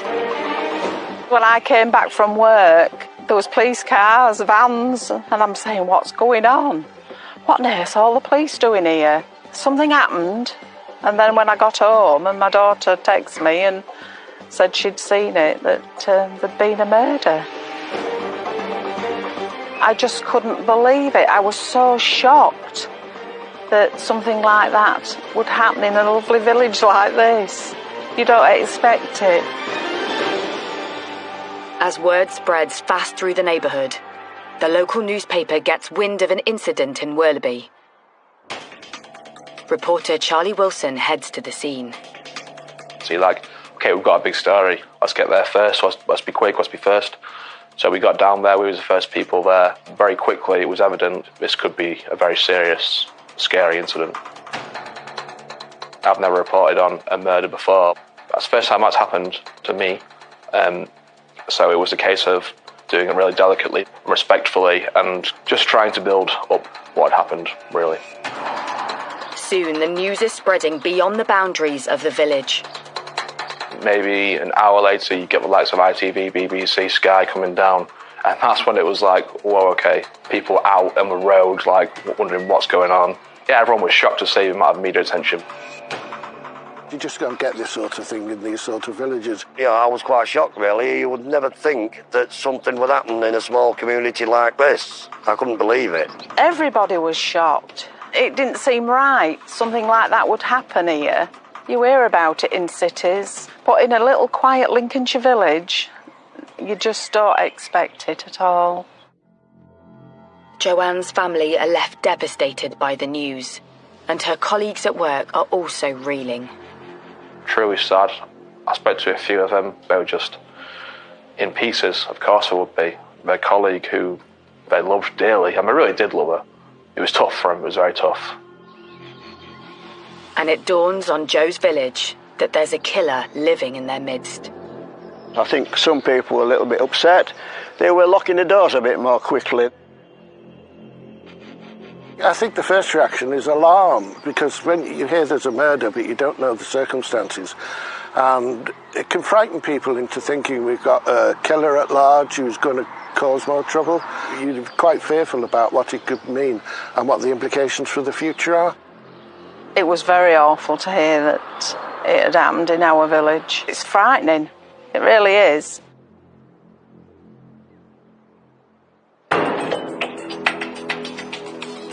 With fear spreading quickly throughout the village, Humberside Police needs to work fast to establish who committed this horrendous crime.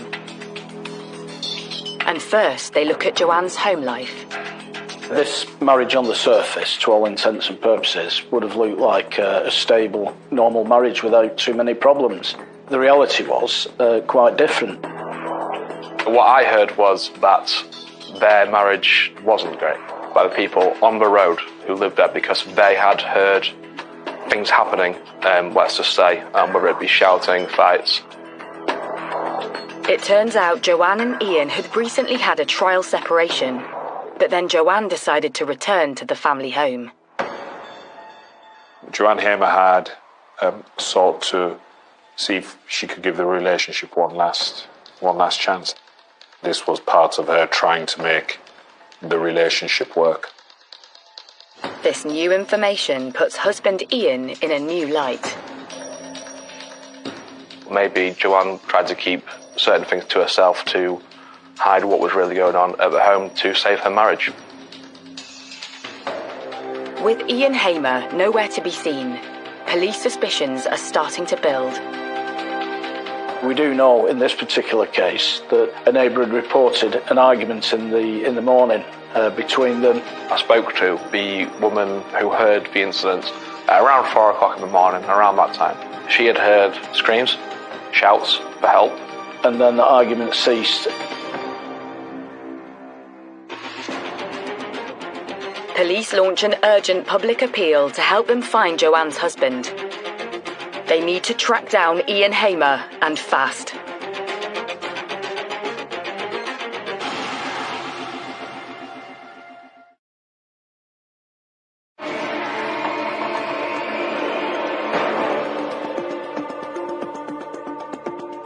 In the quiet Lincolnshire village of Worlaby, police have launched a murder hunt. Mother of 3, Joanne Hamer, has been found strangled in her bed. Husband Ian has mysteriously disappeared since a row reported by neighbours in the early hours of the morning. And this doesn't seem to be the first either. I guess people on the road had heard these things where it really went bad, to say the least. None of the neighbours who I spoke to liked him at all. With Ian Hamer now under suspicion, Humberside Police make an urgent appeal for his whereabouts. They release the details of his car, a white BMW 5 Series. They also warn the public not to approach him. Once a decision had been made by the senior investigating officer that Ian Hamer was a suspect for this crime, then a manhunt would have taken place. They don't know at the moment where he is, but there would be certain fast-track actions raised to secure his arrest. Checks with family and friends. Where does he usually go to? Where does he work? Checks with hospitals as well. If he's got a mobile phone, has he made any calls? We may be able to cell site to where he's located and instigate an area search. It's clearly got use of a vehicle in this case. So, you know, we've been putting the vehicle details onto the automatic number plate recognition, the ANPR system. And as soon as that vehicle passes an ANPR camera, then that will send an alert to the police. All these inquiries made to trace and arrest Ian Hamer. He plainly was the last person with her and had disappeared from the scene. So the investigation then was focusing on building that picture around what had happened between them. And then going further back, what had happened between them, not just on that night, but also in the period leading up to this.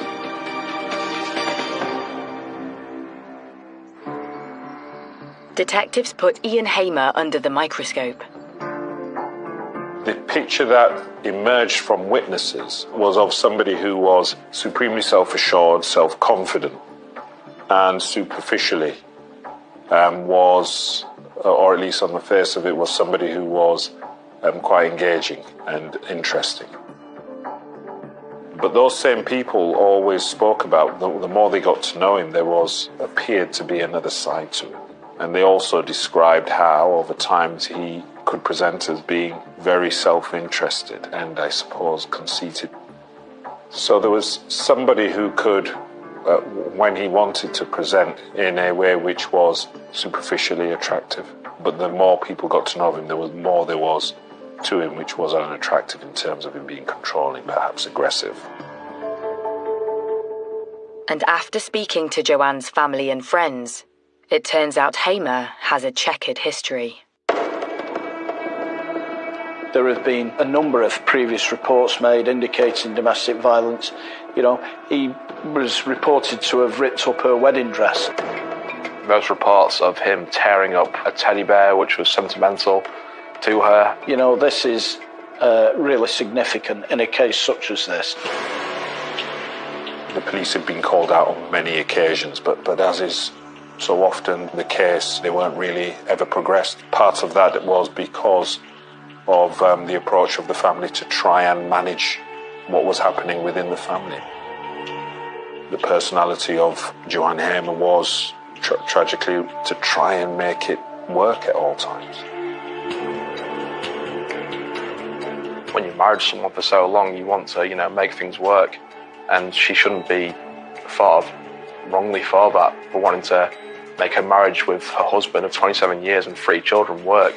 It's just that he was so far gone and so far twisted.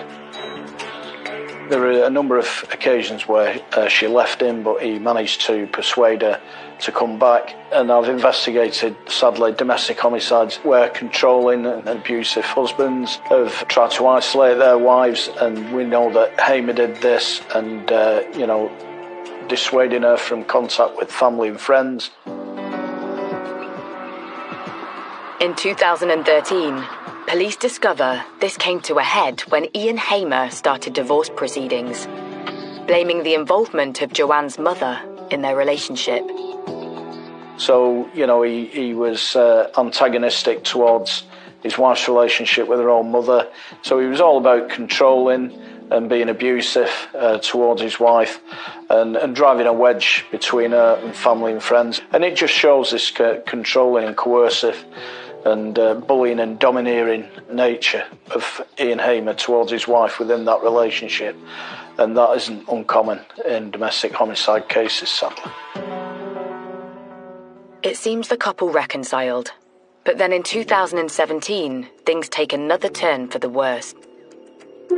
Ian Hamer starts accusing his wife of having affairs. Police analysis of Joanne's smartphone reveals something even more sinister. Around this time, Hamer hacked into his wife's handset so he could track her every move. He would apparently follow her to work, follow her on nights out with friends, monitor her phone on where she was going, where she was at, wouldn't let her do certain things, apparently, wear certain things, and she was a bit closed off. This is how obsessive he was about his wife and his jealousy and his thought processes, that he wanted to accuse her of extramarital affairs. And And a probe of the couple's bank accounts shows Ian's disturbingly tight grip over her purse strings. He was keeping money from her, basically, like, I guess sort of giving her an allowance of what to spend and what she could do. Wouldn't let her go out at certain times. All the bearings of, you know, a toxic, horrible relationship. Obviously, she felt trapped. She felt like she needed to get out, and she tried to do that. He wouldn't let her. In the weeks before her death, Joanne had moved out and was considering buying a property. But she was persuaded by Ian to return, 2 days before her murder. It was on this day, the 4th of May, that police background checks reveal a disturbing incident. Ian Hamer had been arrested for drink driving. As well as being controlling and abusive towards his wife, he seemed to be losing control of his own life in some respects. He was drinking more heavily. So there's a clear pattern there of his own destructive behaviour escalating within himself, and particularly abusing alcohol as part of that process. Investigators discover it's not only drink that's fueling Hamer's abusive behaviour. He had a cocaine problem that had become prevalent in his life over the last 2 or 3 years, and that became worse and worse and worse. When he picked up this addiction, maybe his personality changed because of that, and his health, mental and physical, deteriorated. Businessman Ian Hamer's respectable lifestyle is now questionable. And when they learn what he did in the hours following the estimated time of Joanne's murder, they're convinced they have the right man. Soon after that last blazing row reported by neighbours, Joanne's mother said she had an unsettling phone call with her son-in-law.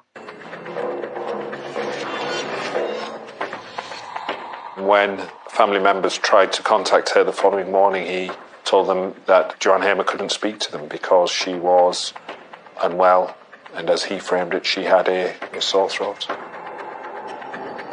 Chillingly, police believe Joanne was already dead when Hamer made that calculating comment. Just, like, sick. Like, strangle her, and then you got to tell her mum that she can't come because she's got a bad throat. Like, sadistic. Like, horrible. When you hear that, it's just like, I don't know what to say. Horrible. And it appears Hamer used the same story again.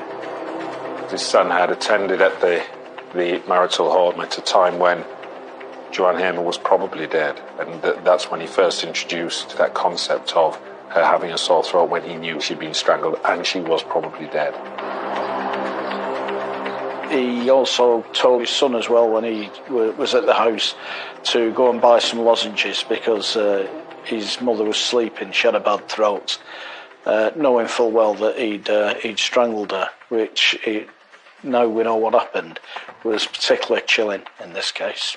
To say that she'd got a bad throat, I mean, how callous is that? And therefore the question is, was that him being cruel, or was it him buying time?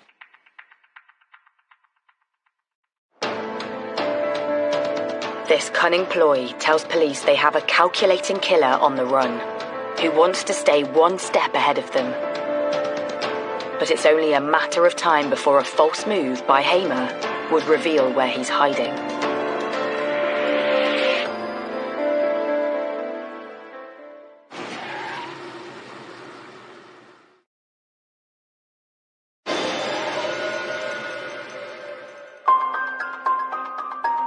Worleby, North Lincolnshire. Murder suspect Ian Hamer is on the run after his wife Joanne is found strangled in their bedroom. And this is a man who, at this point, everyone in the area is looking for and knows that, okay, this is a manhunt. As police cast their search net wider, reporters like Charlie Wilson are on the ground looking for leads. Suddenly, that morning, there's word from nearby Barton-upon-Humber. We heard news that there might be an incident in Barton where he might be. And so we went to Barton. and then heard he was seen near a pub. Barton is about 8 miles away, and it's quite big, quite a lot of people, so it's the obvious place to go. You've got the Humber Bridge. From the Humber Bridge, you've got the whole of Yorkshire to go into and disappear. It would be a logical place to go. A resident next to one of the town's car parks spots a man behaving erratically. He was basically swaying around in the car park, making noise, acting strange. Not realising it's Humberside Police's most wanted, Ian Hamer, the woman calls 999 to report a disturbance. I think she reported that he was on Spice and shouting. Obviously, he was actually drunk, intoxicated, on whatever he was on. He would wander around the car park, shout. A lone patrol officer heads to the car park to move this wild drunkard on. Police basically just found a man shouting and being strange and realised this is Ian Hamer. Arrested him straight away. The officer single-handedly tackles Hamer to the floor, then restrains him whilst he radios for assistance. I have to say the actions of the officer that arrested him were exemplary, real bravery shown in tackling this individual. And when he was arrested, he actually had to detain him. This is a rural force. It's not an inner city force with the same number of resources. Meanwhile, roving reporter Charlie Wilson is close by. Suddenly, he's alerted to the breaking news. A woman sent me a picture of a man on the floor being sat on by a police officer. Okay, that's our man. So we know exactly where it is. I'm actually at a shop getting a drink of Lucozade. Run around with my Lucozade in hand. So I arrive at the scene. Ian Hamer is being sat on by a lone police officer, waiting for his fellow officers to come. So to come round the corner and see a police officer sat on who we believe is Ian Hamer was just wild, yeah. After struggling to contain Hamer for nearly 5 minutes alone, backup finally arrives for the officer. They must have came, got half a second after I came round the corner, and then police swarmed on him, got him away, and sort of ushered us away. Clearly intoxicated, drunk or drugs or both, not in his right frame of mind, in the clothes that he was wearing the night before. We get him up, handcuff him, escort him to the back of the van. Meanwhile, news of an arrest for Joanne's murder filters back to her village of Worleby. Residents can now breathe a sigh of relief. I was just pleased he'd been caught for the crime, but to then find out that it was her husband, it was a real shock. Detectives start to piece together what Hamer's been up to in the last 24 hours since fleeing the murder scene. He went off on what can only be described as a drink and drugs binge. We know that from the inquiries that were made. Laughing and joking, certainly no signs of remorse or distress. Bar owner Pauline Dickinson had reported serving Ian Hamer. But when he arrived on her premises, she had no idea he was on the run.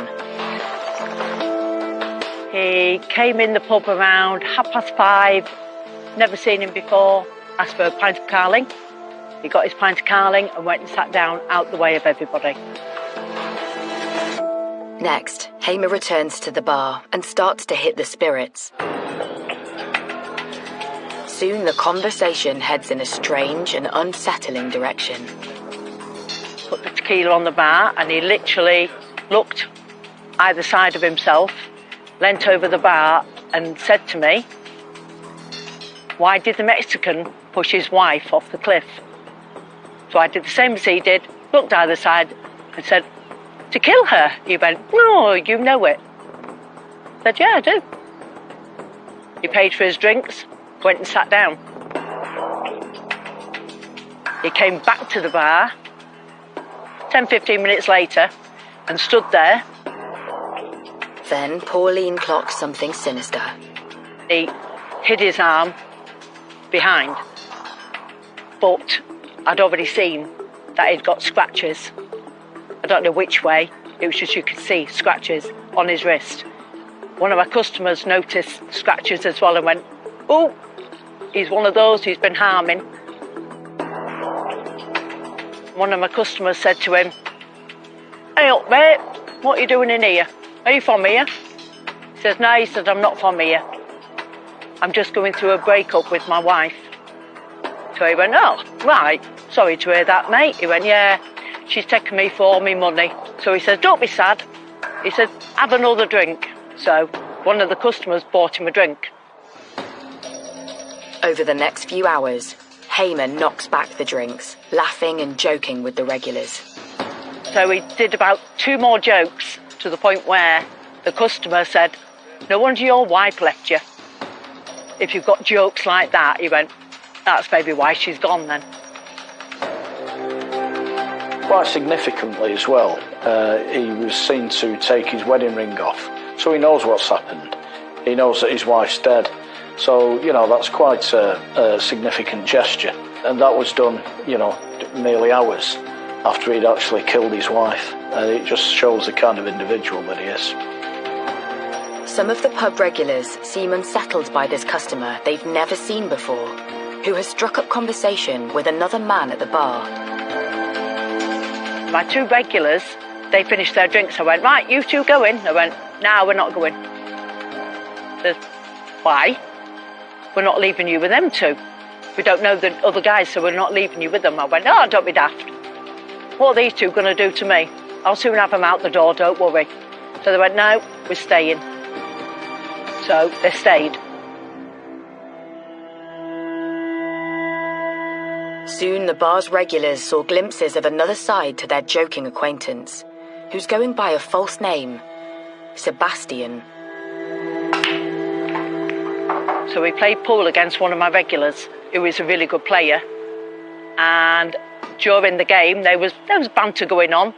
But right at the end, when the customer knew he was going to win, he picked up the broom that I'd got out ready to clean up and potted Black with the broom. Which Sebastian said, "That is so disrespectful to do that." He said, "I don't think so, I still won." I don't think he was very pleased and finished his drink, and he did actually walk out. You just get a feeling about people. You know if they're not okay. I don't think he would have done any harm, but who knows?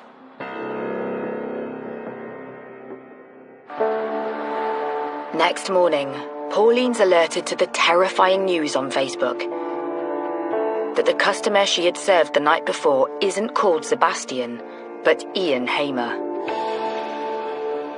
And he's wanted by police for murder. My reaction was, "Oh my God." So I phoned a policeman that I know, and within 5-10 minutes, I think, they'd got him. Soon the joke Hamer told Pauline about a man pushing his wife off a cliff takes on a sinister new meaning. It was weird, but they were just jokes, like, what, a kid would come home and tell you jokes, but it's not until the following day, and I actually thought to myself, it's as if he was trying to tell us something. I don't know. It's not until the following day that things fell into place. Despite his intoxicated state, Ian Hamer engages with the police at the point of his arrest. He says something like, it wasn't murder, it was manslaughter. Something along those lines. I heard the word manslaughter. He did make a very significant statement, an unsolicited comment to the officer indicating that he wasn't guilty of murder. It was diminished responsibility, so he was already offering up a statutory defence to murder.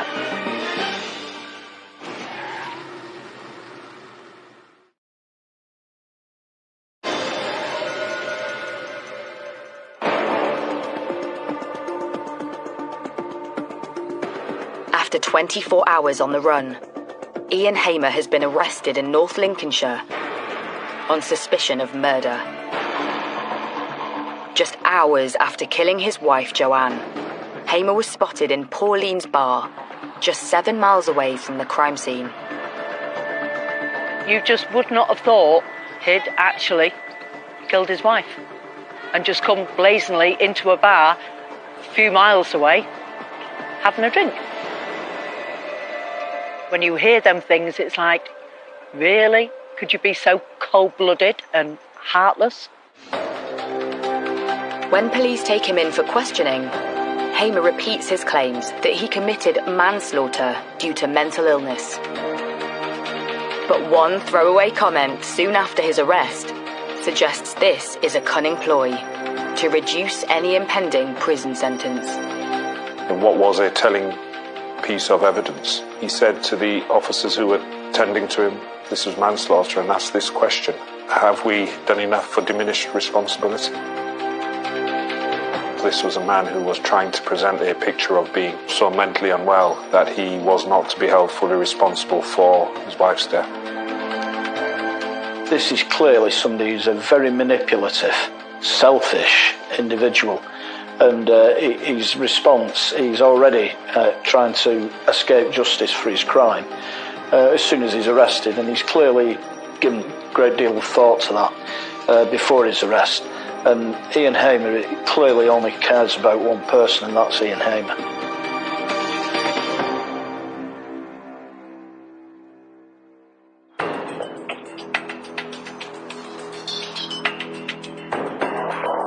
In spite of Hamer's claims, he's charged with his wife's murder.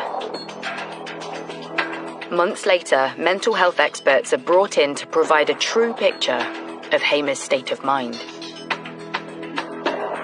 After his arrest, he was subsequently interviewed by two psychiatrists to explore whether there were any mental illness elements that would lead to diminished responsibility. They ask him probing questions about his relationship with wife Joanne. He began to present what was ultimately going to be his defence. He accepted he had killed her, but in the context where he said he didn't want to do it, and used the phrase that it was some sort of psychotic episode. Then Hamer starts to go on the offensive, claiming he is the real victim in the abusive marriage. Ian Hamer claimed that his wife had taunted him to say that children weren't his. He made a slur on his wife's character, saying she was engaged in extramarital affairs. There's no evidence of this. He would say that she would see other people, that she would be on dating apps and she would find other men more attractive than him. And anyone who knew Joanne knows that that's just completely laughable and joke. She was the most loyal woman you could meet. Just sort of making up excuses in his head, I guess, to find ways and motives to do what he did. Then his claims turn even more extreme. He made plain that he was himself a victim of domestic abuse. You know, he claims that she hit him over the head with a shoe. We've got no information about any injury, or certainly any serious injury to him. He claims she threw a phone at him. Again, there was no injury that we're aware of to support that. This was all seen as a tissue of lies. And clearly the people that knew Joanne had not seen any evidence of this whatsoever. And the only person who could suggest that this had taken place was Ian Hamer himself. But soon, the psychiatrists start to uncover Hamer's true colours. What was actually found by two psychiatrists, one diagnosed him with morbid jealousy and one with obsessive jealousy. But clearly, there wasn't an element of diminished responsibility for his actions. From the facts we know about the case and his behaviour and his actions, come as no surprise, because we can see the way that he jealously controlled his wife's movements and behaviour, you know, a real controlling nature. And when detectives scan Hamer's smartphone, the picture he painted as the victim starts to crumble. Just days before Joanne's murder, they find texts he sent to another woman promising jewellery. Things he was doing, he would accuse her for. He was seeing other women, that came out. He was on dating apps. He would accuse her of the things that he was doing exactly the same. We do know that Ian Hamer had affairs, he had one-night stands, and he accused his wife of the same. There's no evidence to suggest that that was the case. But investigators are blown away when they uncover the name Hamer uses on his dating profile. It sounds strikingly familiar. He'd use a fake name. Sebastian, apparently. He would use to women wherever he was going to maybe go out on these dates and meet people. And yeah, to use a fake name, like you're obviously up to something that's not good.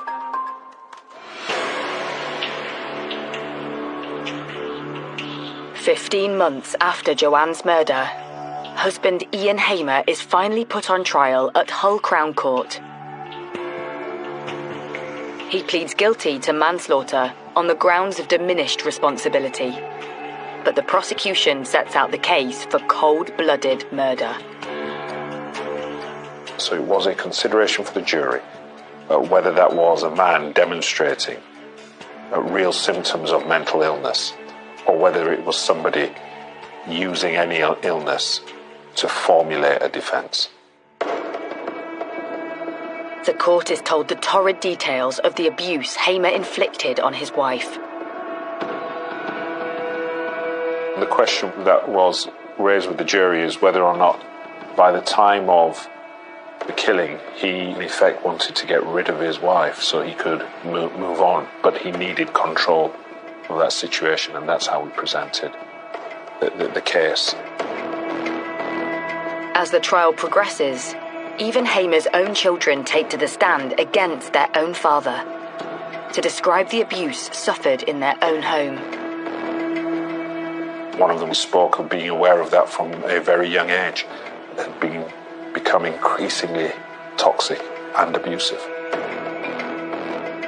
You then see the horrible human side of this, because they're being required to give evidence against one of their parents, and in circumstances where they've lost the other one. And for them, there's no good outcome to any of this. Following a heart-wrenching 3-week trial, the jury retires to consider their verdict. The verdict of the jury was that Ian Hamer was guilty of murder. Therefore, they rejected that idea that his mental state was such that he was not able to exercise proper judgment and control. He designed everything, including his response to the arresting officer, to make out that this was the case, that it was diminished responsibility. Thankfully, the jury didn't buy that, and they saw through Ian Hamer's excuses for what they were, just excuses. Hamer's jailed for life with a minimum of 22 years. At the time of sentencing, the judge takes into account the years of domestic violence Joanne suffered at the hands of her husband and his abusive control over her finances. The judge actually commented that he believed that one of the main motives in this case was he was afraid if the relationship ended that he would lose a significant amount of money. Money to which Joanne, in the law of England and Wales, was entitled to. Those were the family finances that should have been split accordingly. He didn't want that to happen, and he murdered his wife as a result. Kill someone, go out drinking, using drugs, and joking about what he did. He obviously deserves to be locked away for the rest of his life, and I'm glad that's the case. Killers like Ian Hamer are so manipulative and so self-centred, and ultimately it led to the tragic death of a lovely, caring wife. But there's only one person to blame for that, and it's Ian Hamer.